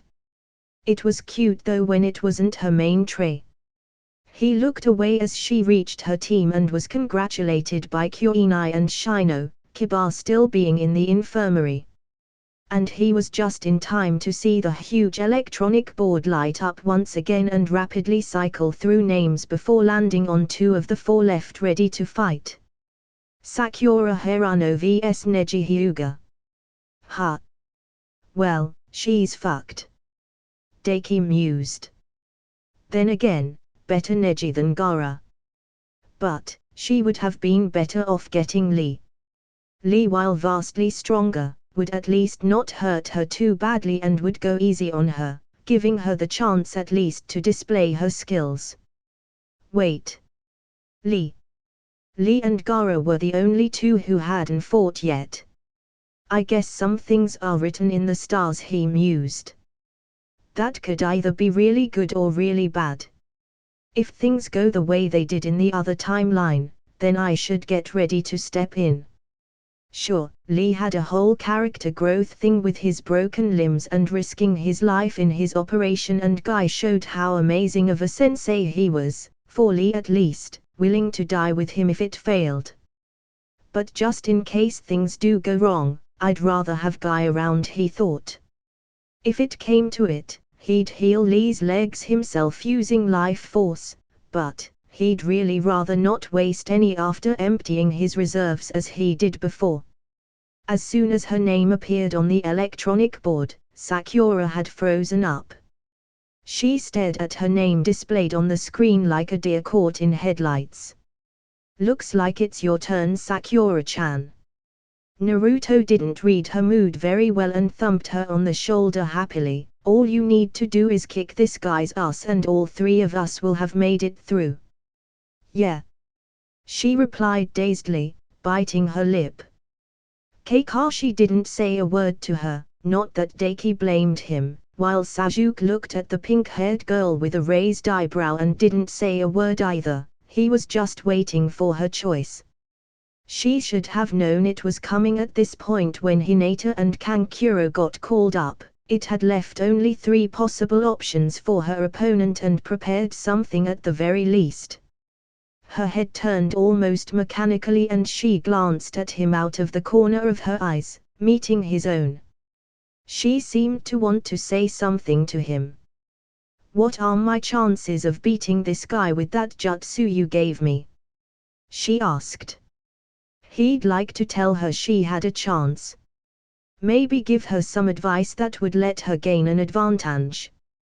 Close to 0, he replied bluntly and truthfully. If you could get an actual hit on him with it, you could win. The problem is, you're nowhere near fast enough, experienced enough or skilled enough to do so right now. As much as he'd like to do that, he couldn't, because he didn't have a solution for her right in this very moment that could allow her to defeat Neji. Sakura's shoulders slumped. I see. She grimaced. Sasuke's eyebrow rose a bit higher, but that was all the reaction he gave. Naruto on the other hand. What the hell do you mean, Daki? The blonde sputtered, Sakura-chan can totally take this guy. No, she can't, Daki denied, crossing his arms. Frankly, even if you went down there and helped her, fought him 2-on-1, you'd still lose. No way. Naruto growled, I can take him, he declared, but even as he did, Daki caught his blue eyes flickering over to Lee, who was cheering Neji on as the Hyuga made his way down to the arena and grimacing. Yeah, Naruto should already be aware right now that he couldn't beat Lee right now and that Lee had declared that Neji was stronger than him. So bluster then. Hyping himself up because nobody else would. Well, Daki understood that part at least, and he'd be a bit of a hypocrite to look down on him for it. He was the exact same after all. Daki sighed, Neji is the Hyuga's big prodigy these days. As far as Taijutsu goes, there probably isn't any genin here more skilled than him right now. I think I'd even lose out to him, he informed, looking at Sakura. He'd give her this much at least and see what she made of it. His Bakugan allows him to see chakra through solid objects, have 360-degree vision, meaning he pretty much has no blind spots and see far off into the distance. On top of that, his taijutsu style is the gentle fist. One poke of his fingers can close your tenketsu and lock down your chakra and stop you from using it. On top of that, there's a good chance he probably knows the Hyuga's famous defensive jutsu, the rotation. He'll spin in a circle and unleash chakra through his tenketsu and create a rotating dome of chakra to use as a shield. Even my jutsu won't be able to break through it. Sasuke smirked as he digested the information for Sakura himself while Naruto clicked his tongue. That's bullshit. Sakura huffed, giving him a dead look. There's no way I can win this. Right now, yeah, you've got little chance, Daki agreed with her, before reaching forward and placing a hand on her shoulder and giving it a soft reassuring squeeze. If you had an extra year under your belt like he did, I'd give you much better odds, but sadly life isn't convenient like that. Best advice I can give you. Just do your best, show off your skills and try to earn your promotion. Winning isn't the only thing that matters here. Oh right. Her pretty emerald green eyes widened in realization and she nodded. That's much more doable. She agreed. Get in there then and show us what you can do. He grinned lightly. She returned the look before leaving them behind and making her way down to the arena to face off against Neji. Quite the pep talk, Kakashi commented as she left, not even looking up from his book now that she was gone, and as usual your knowledge is something else. It's really not, Daki snorted, rolling his eyes before glaring at the man, but just as usual, I'm doing your job for you. Why didn't you speak up and give her advice? Kakashi shrugged. Her best option is to surrender here and try again another time. This was just bad luck on her part. Maybe if you did your job properly she would have had a better chance. Sasuke cut in with a huff. Kakashi rolled his singular visible eye at them. You do realize being a Jonin sensei isn't about teaching you all jutsu and the like, right? That's something you can learn on your own time, the elite Jonin pointed out. My job is to get you guys experience on the job, show you how to do your jobs and make sure you don't die on the way. Teaching new jutsu isn't required for that. Getting taught new jutsu is not a privilege you're entitled to. Excuses, Daki scoffed, you're just a lazy bastard. Well, you're not wrong. Kakashi shrugged the accusation off.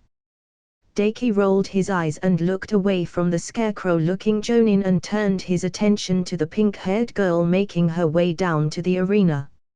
She was going to have a hell of an uphill battle, that was for sure. But if she can just make some decent moves, and then he paused as a thought came to mind. He extended his chakra outwards in a rippling wave, directing it towards Sakura while he focused chakra to his eyes. Sakura, he said with the chakra transmission jutsu he learned from Fu. Sakura froze in her steps for a moment before continuing on. Daki, she replied. Yeah, he said, look, I've already told you pretty much all you need to know, but if you want to maximize your chances for a promotion to Chunin, I've got a decent idea for you. If Shikamaru could be promoted for it, then despite how much he disliked it, then he would take advantage of it. How? The pink-haired girl asked. Just go with any plan that fits what you've decided on from everything I told you, he replied. Show everything you can, and that's all. When you're totally out of options, just surrender. Surrender, but won't that make me look like a coward? She asked in her thoughts. To some he confirmed, but to others looking too much into it, they'll see you making the smart choice to disengage from an enemy you can't defeat, and it'll put marks for maturity and intelligence in your favor.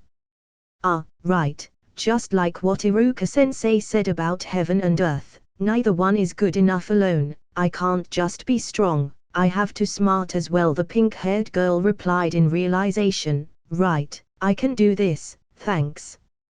Don't mention it, I've got your back, he waved her off. Hey, you've made no attempts to hide that, she giggled. Daki raised an eyebrow at her words, before shrugging them off and cutting off the flow of chakra. Moments later, Sakura took her place in across from Neji and wasted no time falling into a loose ready stance that would allow her optimal chance to spring forward or backwards depending on how things went. Neji in contrast gave her a dispassionate glance, his arms crossed in an almost bored fashion. He wasn't taking her seriously at all. Not that Daki could blame him, there wasn't much Sakura could do to him at this point in time without him being taken utterly by surprise.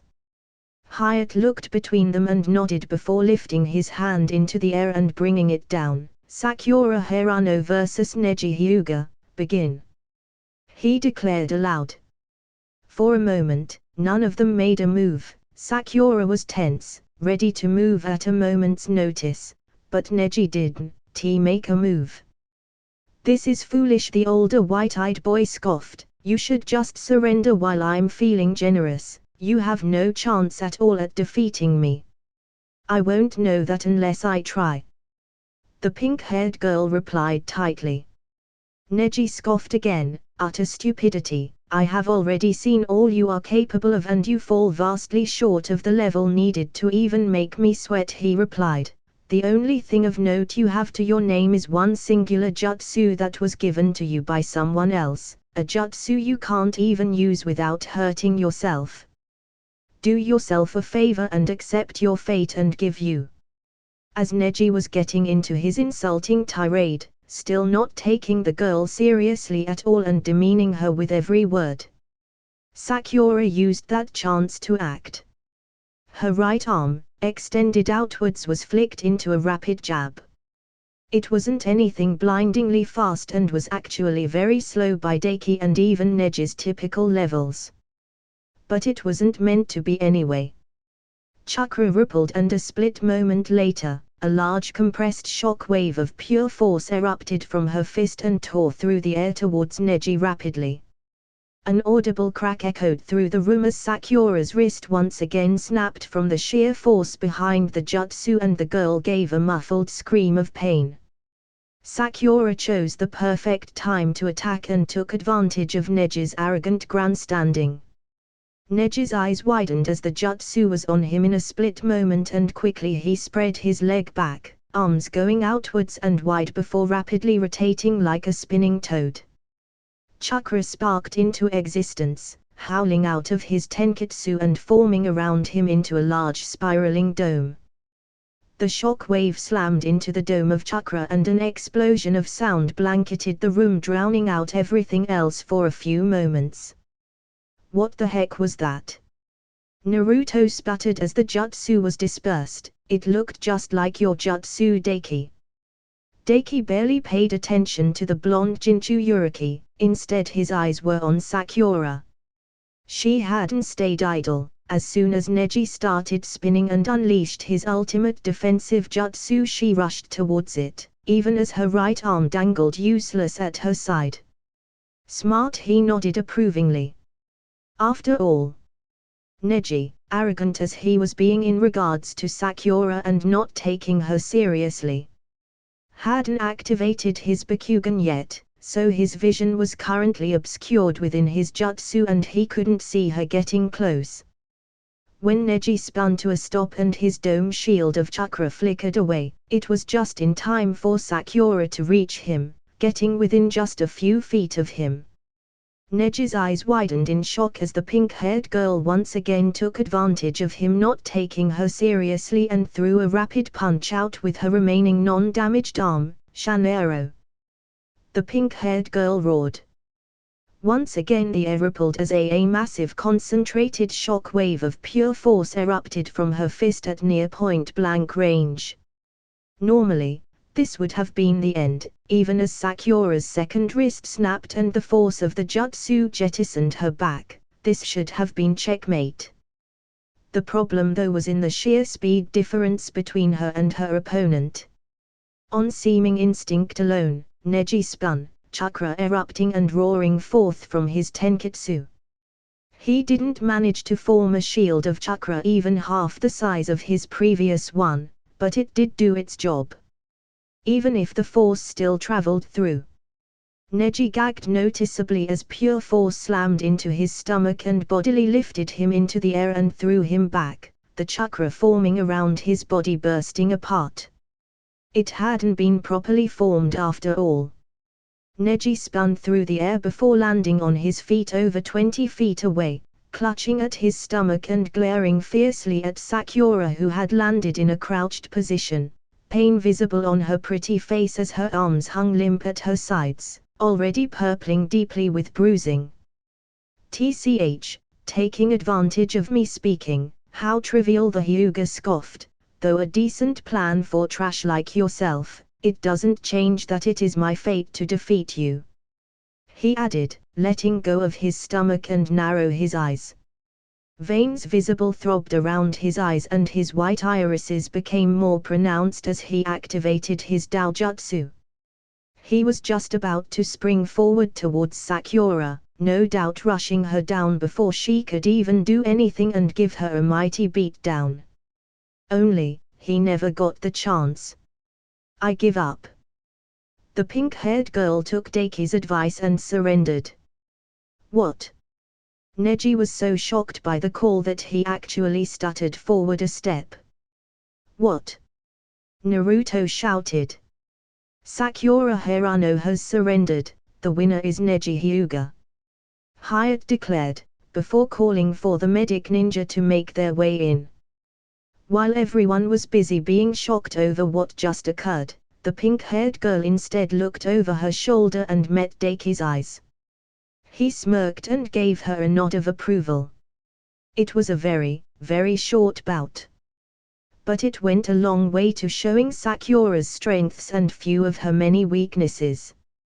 "Clever girl," he broadcasted to her with his chakra. The smile that splayed across her lips was almost blinding. For a moment, nobody really said anything. The most telling reaction of anyone's though, was Neji's. The frustration on his face was plain as day, his lips pulled back halfway between a snarl and a frown. He was clearly not happy with how things turned out. Not that Daiki could blame him. He may have won, but he barely displayed anything beyond the chitin in that fight. He never even landed a hit before Sakura used up her cards and gave up. The pink-haired girl not only got the chance to strut her stuff a bit and show multiple traits from ruthlessness to pragmatism and of course intelligence in knowing when to retreat from a superior foe, but she also stopped Neji from showing off what he could do for the most part as well, dropping his promotion prospects. His pure white eyes followed Sakura right up until she was escorted out of the room by the medics to heal her hands. Just before she disappeared through the doors though, the pink-haired girl looked back, her emerald green eyes meeting with Daki's own. The large happy smile on her face practically made her glow. And then she was gone. And it was time for the final match. "All right, I suppose we don't even need to use the board now," Hyatt declared, looking up at all the assembled Shinobi and Kunoichi. "The final match will be between Rock Lee and Gaara, so both of you come on down." TCH.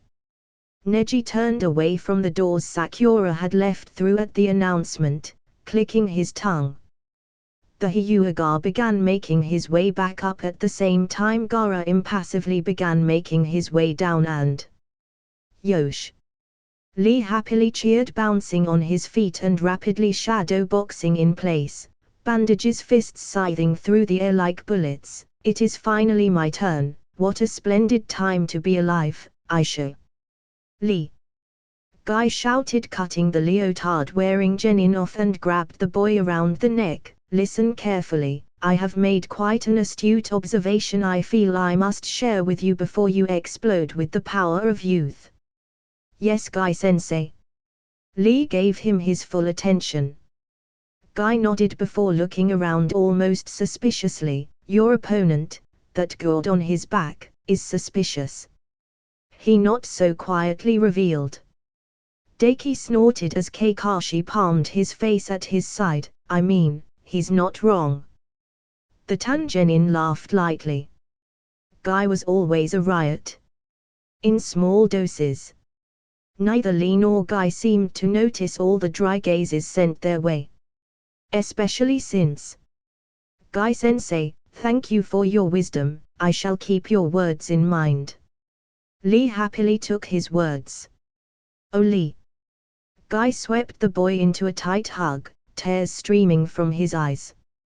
"Guy-sensei." A hug that Lee was all too happy to return, tears budding in his eyes as well. "These guys are weirdos," Naruto commented. "Like you're one to talk." Daki snorted. "And the hell is that supposed to mean?" The blonde turned to him with a glare. "You're the one who likes turning into a hot busty female version of yourself." Daki shrugged. "Hot huh?" Naruto snorted back at him. "Can't be weird if it works." Daki opened his mouth to respond, before pausing. That was pretty sound logic, to be honest. Not something he'd ever do, but the blonde wasn't wrong. "No, it's still weird, dumbass." Sasuke scoffed. "Shut the fuck up, bastard." Naruto gave a sneer. "You're just saying that 'cause you know you'd never be able to match up to my sexy jutsu even if you did know it." "As if."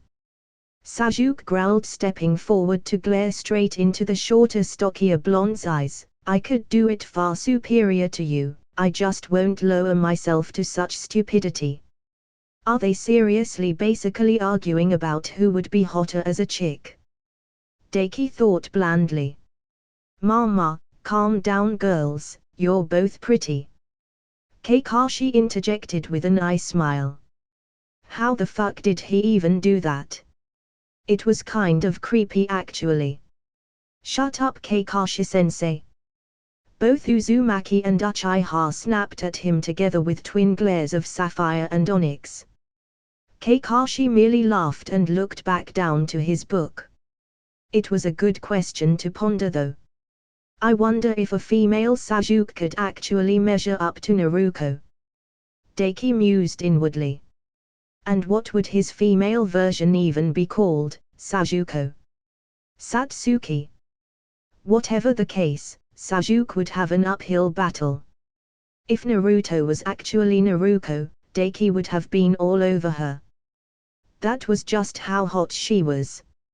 It was almost disappointing Naruto wasn't a girl in that sense. And a weird thought to have, to be honest.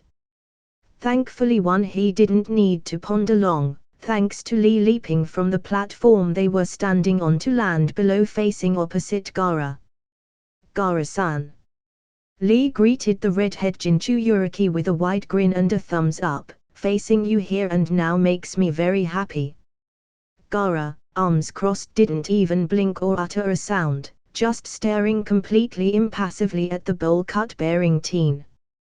There was a popping sound, but before the sound had even finished echoing outwards, Lee's hand shot out, grasping the cork of Gaara's gourd that had shot across the distance between them in almost just a blink of the eye. "Calm down, kid," Hyatt huffed, rolling his eyes. "Wait for my call before you two start fighting." "Yes, let us not rush things, Gaara-san, and enjoy this battle to our heart's content." Lee nodded, eyes going serious as he dropped the cork to the ground. "That's the opposite of what you should be doing here," Deki mused, leaning over the railing and eyeing them both. "This should be a good fight and I'll be able to see what Gaara can do." Sasuke grinned, copying him.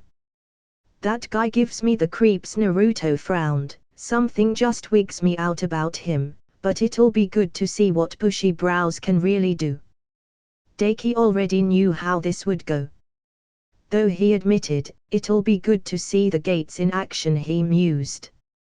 It was just too bad he hadn't completed his new seal yet and sealed Shisui's Sharingan within him. It meant he wouldn't be able to copy the usage of the gates. Though, he'd still be able to see how Lee did it and perhaps puzzle it out himself. It couldn't be too complicated, he supposed, if Lee could actually do it. If nothing else, Deki wanted to learn how to open the first gate. Actually, it was the one he was most interested in of all. "Begin," Hyatt declared. As soon as the beginning of the match was declared, Lee sprung forward as a blur of speed, twisting his whole body in a single motion and lashing out with a flying spin kick, "Leaf Hurricane," he declared. His foot met a wall of sand that sprung up almost instantly. The sand swelled further, shaping into an almost fist-like shape and bashed Lee backwards. The force of it sent the boy rolling across the ground before he sprung up, landing in a crouch. That should have been the end right there. Deki grimaced. If Gaara had wanted to, he could have easily crushed Lee's leg right then and there. He only didn't, because Gaara liked to play with his food. "Sand!" Naruto cried in shock. Sasuke wasn't really all that better. While he didn't make a sound, his wide-eyed stare spoke volumes. He was repelled so easily. The Uchiha commented. Lee's eyes narrowed and he pushed off, speeding to the side and winding around Gaara in a blur of motion that the vast majority of Genin in the huge room they currently occupied probably couldn't even follow. Lee's fist whipped out, the air parting around his hand and slammed into the wall of sand once again that swept around to block. Sand went flying and Lee lashed out with a rapid kick that sent even more spraying through the air. But it was like a bucket pail from a lake, hardly making a dent. Before the sand could swarm over his body, Lee quickly retreated, bouncing back in a set of quick hops and fell into a ready stance, eyeing Gaara wearily. Gaara meanwhile just continued to stare impassively, boredly even. Even bushy brows can't get through that sand with just taijutsu. Naruto grimaced. He's not fast enough to. Sasuke clicked his tongue. He should switch to ninjutsu for a bit, test the waters. He can't, Deki informed. Lee's pretty much incapable of any worthwhile ninjutsu. He has absolutely no talent for either ninjutsu or genjutsu, so he's a pure taijutsu user. It wasn't that he had something wrong with him and was unable to use ninjutsu or genjutsu. Lee was just terrible at them and thus gave up ever being good with them and focused only on taijutsu. Though even then, this match was still far from over. Even if Deki was still very sure of who was going to be walking away the winner in this fight. Lee just lacks the mindset to use his abilities properly and take the win. Deki mused.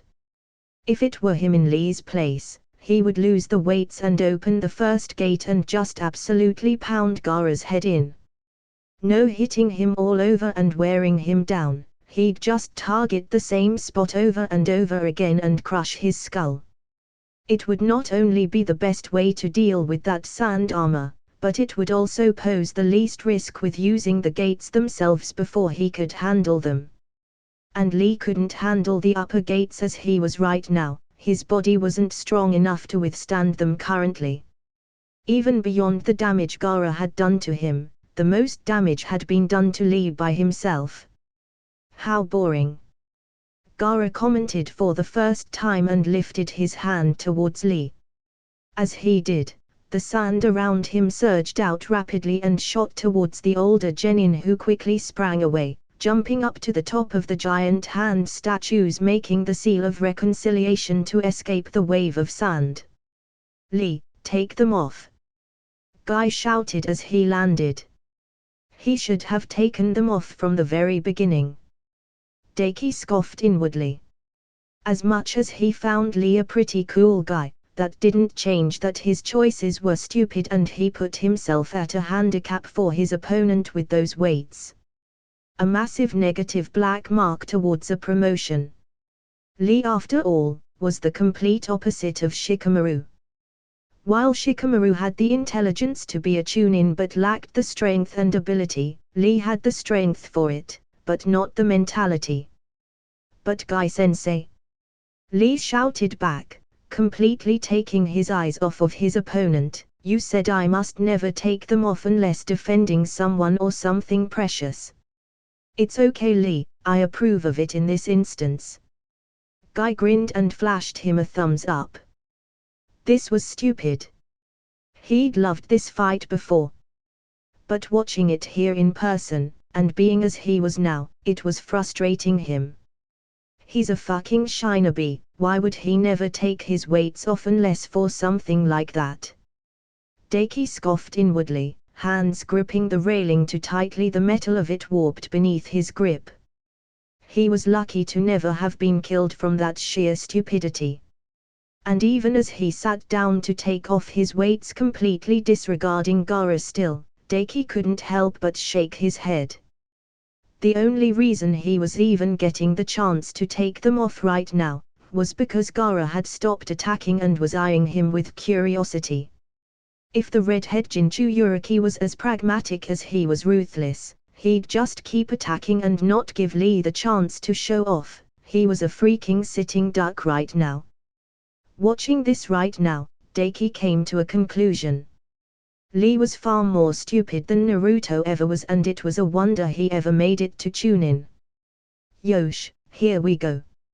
Lee stood up after a second, carrying his weights in hand, before promptly dropping them. There was a mass of widening eyes as they slammed into the ground and sent debris flying as they created a pair of huge craters from their sheer weight. Another stupid move. Daki scoffed inwardly again. Seeing how easy he could carry them, he should have thrown them as hard as he could. Their sheer weight would have forced quite a bit of the sand to Gaara's defense and left his back just a bit more vulnerable. "What the hell?" Naruto gaped. "Aren't you overdoing it, Guy?" Kakashi mused dryly, looking over at the leotard-wearing sensei. Guy merely laughed. "Ha ha, that's the way, Lee, explode." He cheered. "Yes sir." Lee called out, crouching down into a runner's position, one leg pulled back, both hands placed on the ground statue and leaning forward. And then he took off, shooting towards Gaara with all his strength and speed, his body accelerating like a tightly compressed spring suddenly being released from a tight hold. The first thing Daki noticed, that it was not at all subtle or gentle.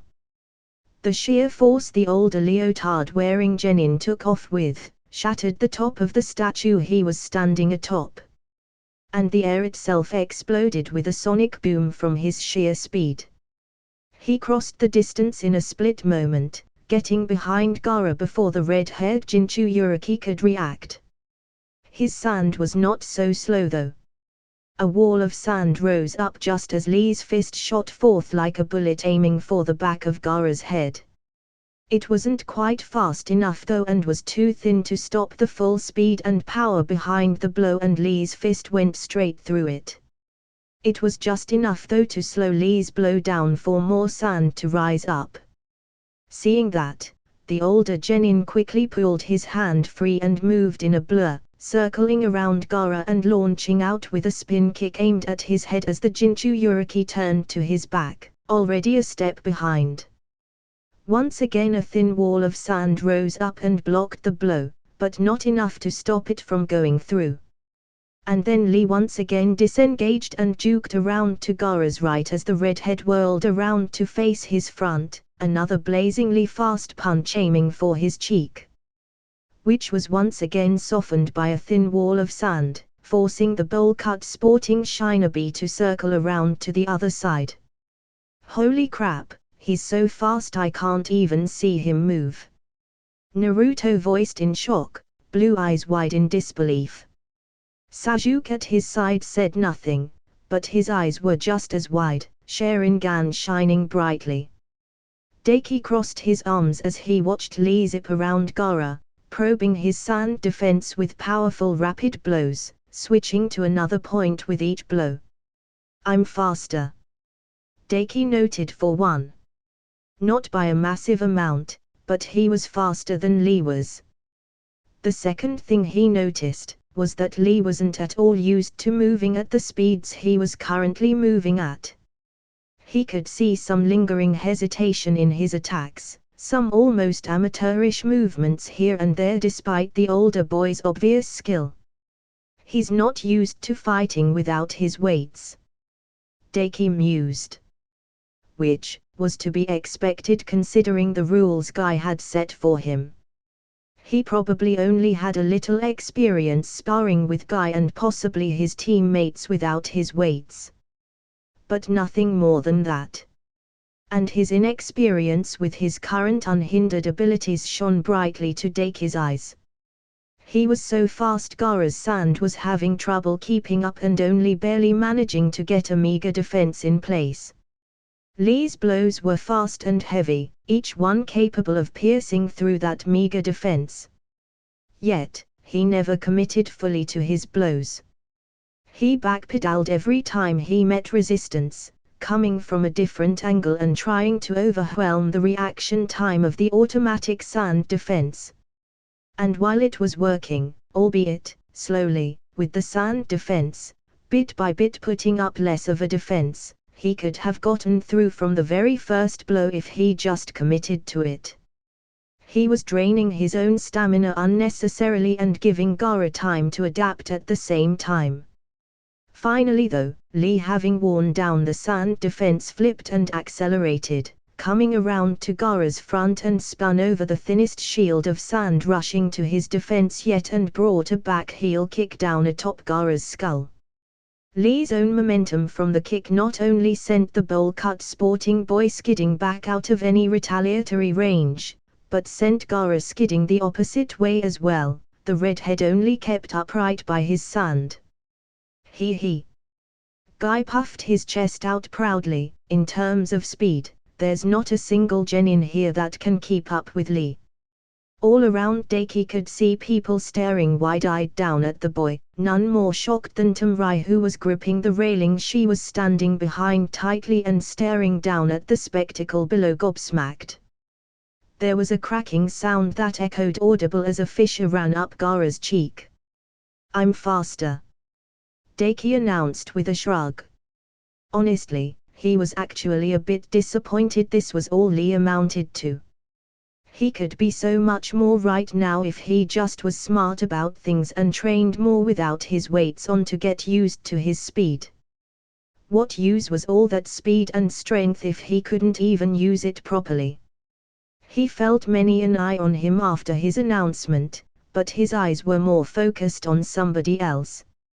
Specifically the sandy blonde on the other side of the room whose wide-eyed stare shot to him at his announcement. Of course you are. Sasuke scoffed, shaking his head at his side. Lee shot forward then in a blur of motion and for once, put his all in and committed fully.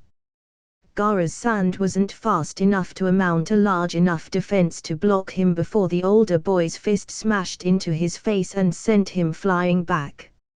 Still, that was it. Lee didn't follow through. What a punch! I couldn't see him at all. Shikamaru voiced in shock, wait, what? He followed with a sound of confusion a second later. Gaara's sand stopped him from falling, or taking any damage for that matter. The fissure on his face had opened up, fully displaying skin beneath. Despite the power of Lee's punch, the sand armor had blocked it. And Gaara had suffered no damage beyond that, because despite Lee's strength, the force behind it wasn't enough to rattle the redhead even through his armor. He should have followed through and just bullied him into the ground and keep attacking. Deki shook his head. Not only was Lee hesitant to fully commit and inexperienced with his own abilities, he lacked the true edge to ruthless decimate his opponents. It wasn't at all a lack of ability or skill that held Lee back at all. It was his mindset. Right in this very moment, before Gaara could recover, Deki in Lee's place would have opened the first gate and just hammered him with all his strength and not give him any chance to recover. Whoa! His face broke off. The hell? Naruto exclaimed. This sand jutsu sure is versatile, a two-layered defense, not only that shield of sand that seems to be faster than Gaara's own reaction speed, but this sand armor as well. Anyone else would have been finished from a blow like that. Sasuke grunted out. They call it the ultimate defense in Suna. Deki explained for them, since Kankuro wasn't around right now fishing for information through Naruto and here to explain it. The sand shield is automatic, he doesn't even need to control it himself, it's akin to a bloodline and he can repair that armor of his on the fly. To punctuate his statement, sand flowed up from Gaara's shield and formed over the hole in his armor and filled it up again. That's bullshit! Naruto shouted, squinting his eyes and pointing down at Gaara. How the hell is somebody supposed to get through that then? That's pretty easy. Deki replied with a shrug. He already had multiple avenues through it, for one bullying through the simple way, or just avoiding it entirely and point-blank blasting him with his force palm jutsu and letting the shockwave travel straight through. Once again multiple eyes landed on him, but he said nothing else. Well? Sasuke arched a brow at him. Figure it out yourself. Deki snorted, I'm not here to spoon-feed you wimps the answers. Sasuke clenched his jaw, before nodding in understanding. Heh, I bet you're just talking shit and don't actually know. Naruto snorted. It seems, I must resort to more drastic measures. Lee announced, saving Deki from having to respond to the blonde. Saving Naruto really, from a major burn. The leotard-wearing Genin reached for the bandages on his arms and unwound them. Looks like he's going for the lotus now. Deki mused. Things were playing out exactly as he figured they would. He crossed his arms and watched. Lee shot towards Gaara and circled around him, making the redhead think he was going to attack from behind. But it was a feint and the leotard-wearing teen circled around again to Gaara's front, launching a mule kick towards his chin that sent the redhead flying. Or so it seemed. It was actually a clone Gaara made on the fly within his sand shield and switched with just before the kick connected, using his own sand armor as a cover to mask the switch. Deki could see it all with his eyes. The primary lotus was quite powerful. The sheer force it impacted the ground with a few moments later when Lee got behind the sand clone with the shadow of the dancing leaf and wrapped it up with the bandages of his arms, left a huge multiple-meter crater in the ground. Even Deki would have trouble walking one of those off. Too bad, as he knew, it was a clone. And while everyone was announcing Lee's win, a familiar redhead rose up out of the sand behind him, a manic grin on his face. All that was within the impact sight was an empty sand shell in the likeness of Gaara. Lee's eyes widened, as did everyone else's. When did he slip out of that shell? I never even saw it. Guy exclaimed in shock. Exactly. Deki rolled his eyes. The replacement technique Gaara used was seamlessly done and hidden completely from view. Only a Daojutsu like his own or the Bakugan could have seen it happen. He doubted the Sharingan could actually. A quick glance at Sajuke's shocked expression answered that question for him as well. Heh. Gaara chuckled ominously and formed a ram seal.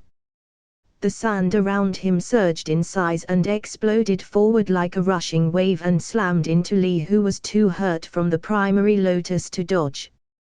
The sand carried him across the arena and slammed him into and through the wall. The only reason he didn't end up in another room entirely was because of how huge the wall itself was, but even then, when the sand was pulled back a bit by Gaara, a huge crater had formed in the wall with Lee in the middle. He was bloody and bruised, his leotard ripped and stained with blood, on his knees, arms crossed in a feeble block. But he would be dead if Gaara actually wanted him to die right then and there. Gaara still wasn't taking him seriously. Why didn't he dodge? He's way faster than that sand. Naruto asked loudly, confused. The primary lotus, that technique he just used, is a double-edged sword without the right conditioning. Deki responded before Guy or Kakashi could. After using it, his body isn't in any shape to move like before. Indeed, Kakashi nodded and gave Deki a shrewd glance. Your knowledge is something else, kid. Deki shrugged. Guy is pretty famous and I put thought into learning the strong fist myself once, he replied. The feather fist suits me more though. I wonder about that. Kakashi hummed, but said nothing else. Cut your cryptic crap, you morons, Naruto scoffed. More importantly, doesn't what you said mean bushy brows can't win? He could have won already if he wasn't being stupid. Deki rolled his eyes and glanced over towards the bowl cut bearing Jonin looking down upon the match proudly.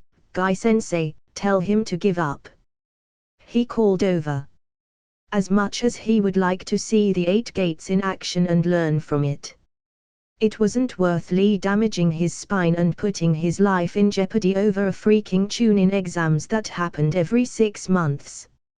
Especially since going through with what he wouldn't get him promoted anyway and would be a demerit against his promotion. Worried are you, Deki-kun? Guy looked over and must have confused quite a few people when he grinned. There's no need to worry, my young friend, for the lotus of Konoha blooms twice. I know. Deki cut him off. Going that far for a single match in the Chunin exams is stupid though. There's no point in doing this. He already could have won if he was smart about things. Instead, he doesn't know how to handle his own abilities because he hasn't fought enough without his weights off and he's too hesitant and kind to leverage his strength properly. Your concern for Lee is admirable, Deki-kun. Guy smiled at him. But you need not worry, Lee is strong. Just from that single statement, Deki knew he wouldn't budge. He wasn't caring about logic, it was all illogical, sappy emotion. Deki was surprised how angry he found himself becoming, his teeth involuntarily grinding together. Guy, don't tell me you taught him how to open the gates. Kakashi gaped at his fellow Jonin sensei, and when Guy merely smiled wider, Kakashi huffed, I'm disappointed in you, Guy. Guy scoffed, you don't know the first thing about that child, Kakashi, so you don't understand. He shook his head and replied, Lee needed this. He doesn't need to use it here. Deki bit out with a growl before looking down at Lee himself. Lee, give up, you've wasted your chances. Going any further will just destroy you. Lee looked up at the sound of Deki's voice and gave him a tired grin. I cannot do that, Daiki-kun my friend. He called back, here and now, I will show that even one such as I who cannot use ninjutsu or genjutsu can become a splendid ninja. You've already did that, you're one of the strongest guys here. Daiki snapped, you could have won already if you were smart about things and started without your weights or just hammered him properly without pussying out. Going any further won't prove anything and just show you're not tune-in material. Lee bowed his head for but a moment at Daiki's words before rising back up and facing Gaara, resolute, I'm sorry Daiki-kun, but this is something I must do. He shut his logic down fully with a single statement. Your concern is appreciated Daiki-kun, but one born as talented as you, cannot understand. Lee Guy smiled proudly. That boy has a dream he believes in so profoundly and he's chasing it so passionately that he is willing to die for the sake of out. There was no reasoning with these people. Daiki gaped at them both, at a loss for words, his mouth opening and closing, looking for and failing to find the words to reply. This was so stupid. It was admirable to chase his dream so passionately, but risking it all over a fucking tune-in exams that happened every 6 months. Just to beat one person in a fight. A fight that wouldn't get him promoted anyway. Don't do this, Lee. Daiki almost pleaded. Why was he so invested in this? He knew how it would go. He couldn't wrap around his own concerns, or their own lack of logic. I must. Lee spread his arms wide and Daiki saw as the chakra within his body began to rush towards certain points, flowing in an almost erratic manner, before rushing up through a certain point located near his brain, gate of opening, release. Pathetic. Daiki spat and before he even knew what he was doing, he was storming away. He got odd glances from quite a few. Hinata reached out to him as he passed by her, but hesitated and let him go by without a word.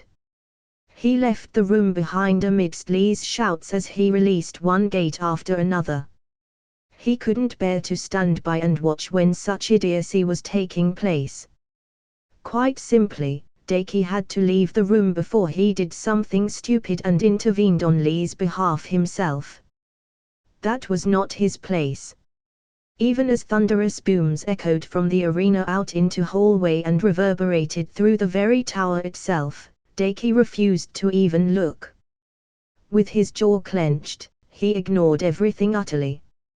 Fucking idiot, winning one fight isn't worth your life, do others people's worrying for you mean fucking nothing. Daiki raged internally, fists clenched. It took all he had not to just start punching craters in the walls in sheer frustration. He wanted to go back in there and kick Lee's ass, and then Gaara's while he was at it. Maybe challenge Guy as well and try and beat his ass for being so damn stupidly sentimental and not taking his job seriously. The thunderous impacts didn't last long. Less than a minute. And gave Daiki enough peace and quiet for a minute or so, to take a damn chill pill and calm himself. Which would have worked, if the doors at his side didn't blast open and a pair of medic nin carrying a familiar unconscious leotard-wearing boy out in a rush, Guy hurrying along behind them. Hang on, Lee! The man shouted. He paused as he caught sight of Daiki though, while the medic nin continued on, carrying Lee away. Daiki-kun. Guy gave a visible grimace. Was it worth it? Daiki couldn't help but taunt the man. He didn't answer and looked away. Daiki found himself sneering on instinct. He turned his nose up at the man and walked away, heading back into the arena.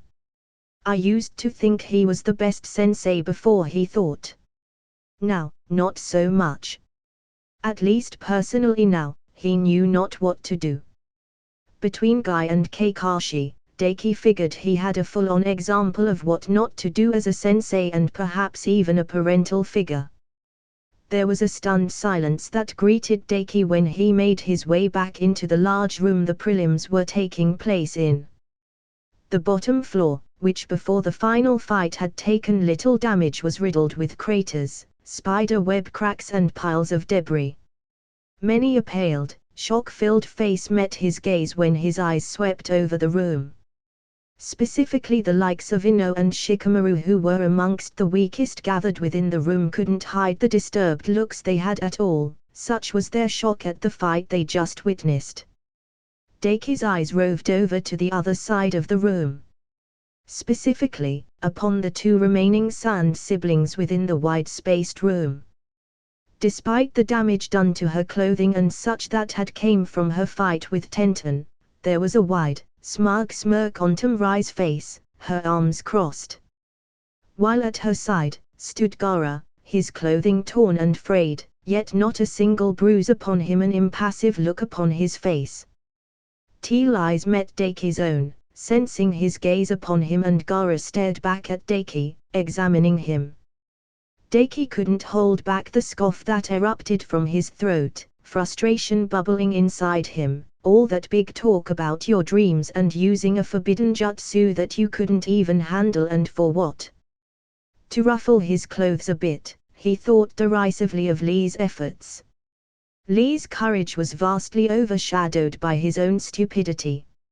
If he was deserving of anything at all, it was not a Chunin vest, but rather a Darwin Award. The fool had his whole life ahead of him to accomplish his dream, and he threw it all away for a completely meaningless fight. Of course, the silence didn't last for long. "This is bullshit," Naruto complained loudly. Daki rolled his eyes as he looked away from Gaara to the blonde, to see him with his arms crossed, blue eyes narrowed into a glare and a snarl on his lips. "They're supposed to be medic ninja, right? How can they not help him?" The blonde kicked the railing, the pole his foot connected with bending. Bushy brows was so desperate, he kept saying how much he wanted to fight Sasuke and that Neji guy. "'Cause they're not miracle workers, dumbass." Daki scoffed loudly, drawing eyes to him. He honestly didn't care right now.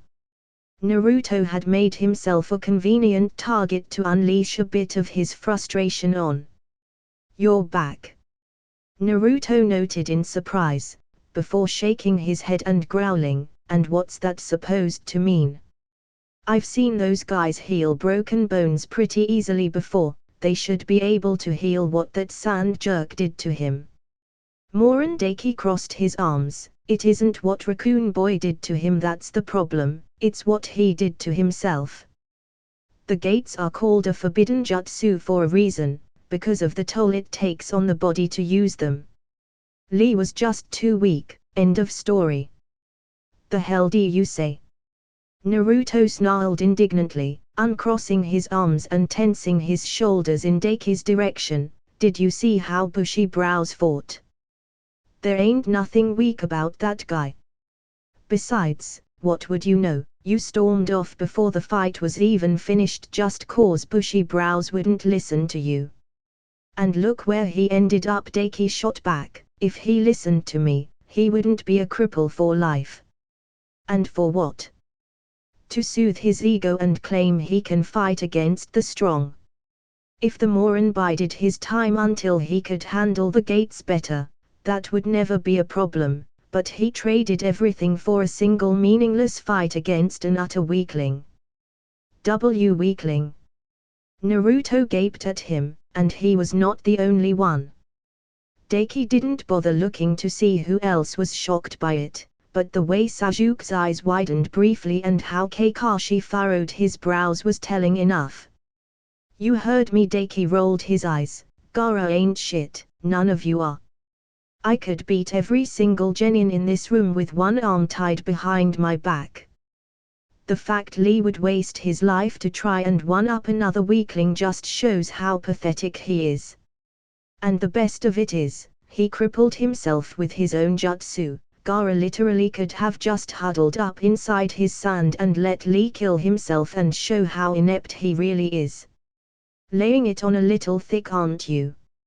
Isabu mused. Yet, his Baijua partner did not claim he was wrong. Because he wasn't. It was pathetic. There was nothing noble or heroic or even worth admiring about what Lee did. It was just a pathetic waste of potential. This had been building up for a while, to be honest, since the prelims began. From everyone's stupidity about how the tune-in exams worked and what being a ninja meant, to the sheer stupidity of nonsense dreams pushing these morons to even stupider heights. You want to be Hokage? Then learn what being a Hokage actually fucking meant. You want to become a strong ninja with only taijutsu? That was fine, but don't throw everything away for one single fight that meant nothing. Like, what the fuck would beating a single Genin, Jinchuriki or not mean in the grand scheme of things in the prelims with a limited viewing capacity? It proved nothing. It's not even as if I can heal him either. Daiki grit his teeth in frustration. He'd got a good look at the boy as he wheeled past on the stretcher. Not only were his muscles torn all across his body, not only were his arm and leg bones completely shattered, but he had fucking shards of bone lodged into his spine. There was a difference between healing someone and surgery. And he'd need fucking miracle surgery to get this bone fragments out. At best, Daiki would be able to keep the moron alive during such an operation, but even then, considering how long such a surgery would take, with how delicate it would take up quite a lot of life force to do so. Daiki had neither the skill, nor the life force available to help Lee. There was multiple spikes of killing intent directed at him for his words. And not just from the Sand siblings and their sensei. Though, none even came close to the roiling wrath directed at him by Redhead on the other side of the room. Blood was pumping in Daiki's ears and his lips pulled back into a snarl as he turned around and glared murder at the Redhead, trying to smother him with his intent to murder him. You better rein yourself in right fucking now, you damn fucking clown, he snarled, his own killing intent rising to the surface. I'm not in the mood to play with you right now, so sit down. Shut your ass up or I'm gonna come over there and pulp your skull between my palms. It would be so easy to. That sand armor wouldn't do shit to block his force palm jutsu. He'd just use his heavenly star seal and draw on the first stage of Isabu's chakra, blitz straight through his hand, clap both hands over the idiot's ears and unleash a pair of force palm jutsu and pulp his brain from both ends. Calm down, Daiki, your frustration and temper are getting the better of you. They aren't worth getting worked up over and ruining your plans. Isabu cautioned gently. Daiki took a deep shuddering breath at his companion's words. He was right, but it was oh so hard with how childish and naive these people, his friends even, were. Which is why it annoys you so much, because their lives aren't something easily replaceable. Isabu replied lightly. Ah. Enough. The Sundame's voice was calm and level, yet somehow seemed to echo with a thunderous ruling force. The killing intent spread throughout the room, sputtered and died instantly in the face of the authority inherent through his voice. Naruto scowled at Daiki one last time, but didn't speak up. Even he knew better than to really go against the Hokage's command. The arguments were put to an end, and before long, all of them were directed down to stand in a line in front of the Hokage. And by all of them, he meant all 9 of them that had passed the preliminaries. Daiki himself, alongside Naruto, Sasuke, Shikamaru, Hinata, Neji, Temurai, Gaara and Stretchy Guy, Kabuto's teammate. Daiki honestly couldn't remember his name. Nor did he care. He was a traitor anyway. Daiki eyed him speculatively out of the corner of his eye. I should take care of him in advance, he mused. It would make the third round of the exam move smoother and he could rip some information out of the man's head. Like the location of some of Orochimaru's bases. And perhaps how his jutsu was used. Deki for the life of him couldn't remember how his jutsu worked. Does it make his body rubber or something, he wondered. If it did, then it might be worth stealing for himself. If not, it could at least be useful for if he ever got tied up or something. Sarutobi went on to explain how now that the prelims were finished, the next part of the exam, the third and final round would be another series of 1 versus 1 fights that would take place a month from now. As expected, quite a few didn't understand why, Naruto as expected among them.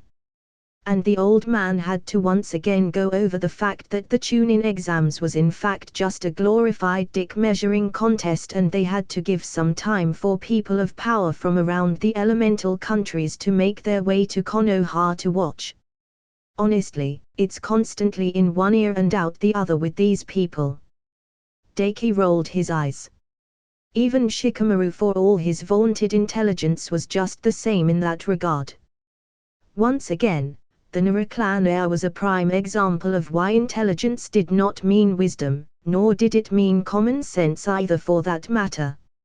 Finally though, things came to a close and everything was dismissed. As Deki was about to leave and head home to plot his next move though, the Hokage caught his eye and gave a single slight jerk of his chin for him to follow, before disappearing out of sight with a body flicker. Deki sighed, but did as bid. He left the room behind with a body flicker of his own before anybody could talk to him or in Naruto's case, continue their argument from before. He followed the Sun Dame straight to the top of tower. It was a simple small sitting room with 2 couches and a table in between them. When he arrived mere seconds after leaving the arena behind, it was to find the Sun Dame already waiting for him, sitting placidly on one couch. Ah, Deki-kun. Sarutobi smiled at warmly and gestured at the opposite couch, have a seat. Sure. Deki shrugged, doing as said and collapsing into the couch. He didn't even bother sitting on it, he just lay straight across it and propped his head up on one arm. So what's up? He asked. Though he already had a feeling he knew what would be getting brought up here. We can get to that in a bit. Hiruzen's warm smile didn't even twitch at his utter disregard of propriety, in fact his eyes twinkled with amusement. How are you feeling? That was quite the outburst you had. He didn't need to specify. It was obvious he was talking about how pissed off and frustrated Deki was about Rock Lee. Lee pissed me off with his utter stupidity. Deki shrugged. Guy should have had the common sense to stop him and not encourage him. Now unless Tsunade comes back, he'll be crippled for life. And call it him being petty. But right now, Deki didn't feel up to trying to fix the idiot. You seem so sure of that. Hiruzen mused. Deki shrugged again. I saw his injuries with my eyes, he replied. Even beyond what Gaara did to him, it's what the gates did to him that's the real problem. He's got shards of bone stuck in his spine. Our medic ninja are pretty good, but like I said, they are not miracle workers and they are not Tsunade either. I see. Hiruzen's brows furrowed. That is a disappointing thing to learn. And there is no way Tsunade will help the boy. Not only will she not come back, but beyond even that He trailed off. She's afraid of blood, so even if she did come back her skills as a medic are utterly useless. Deki finished for him. Unless Naruto went and talked no Jutsu her bodacious blonde ass into coming back and getting over her fear of blood, Lee was fucked without Deki himself going out of his way. Hiruzen's eyebrows rose at his words, but nodded, quite. He agreed. Hope you like the video. Like, share and subscribe the channel for more such videos. Tell me your recommendation in the comment section down below. Thanks for watching.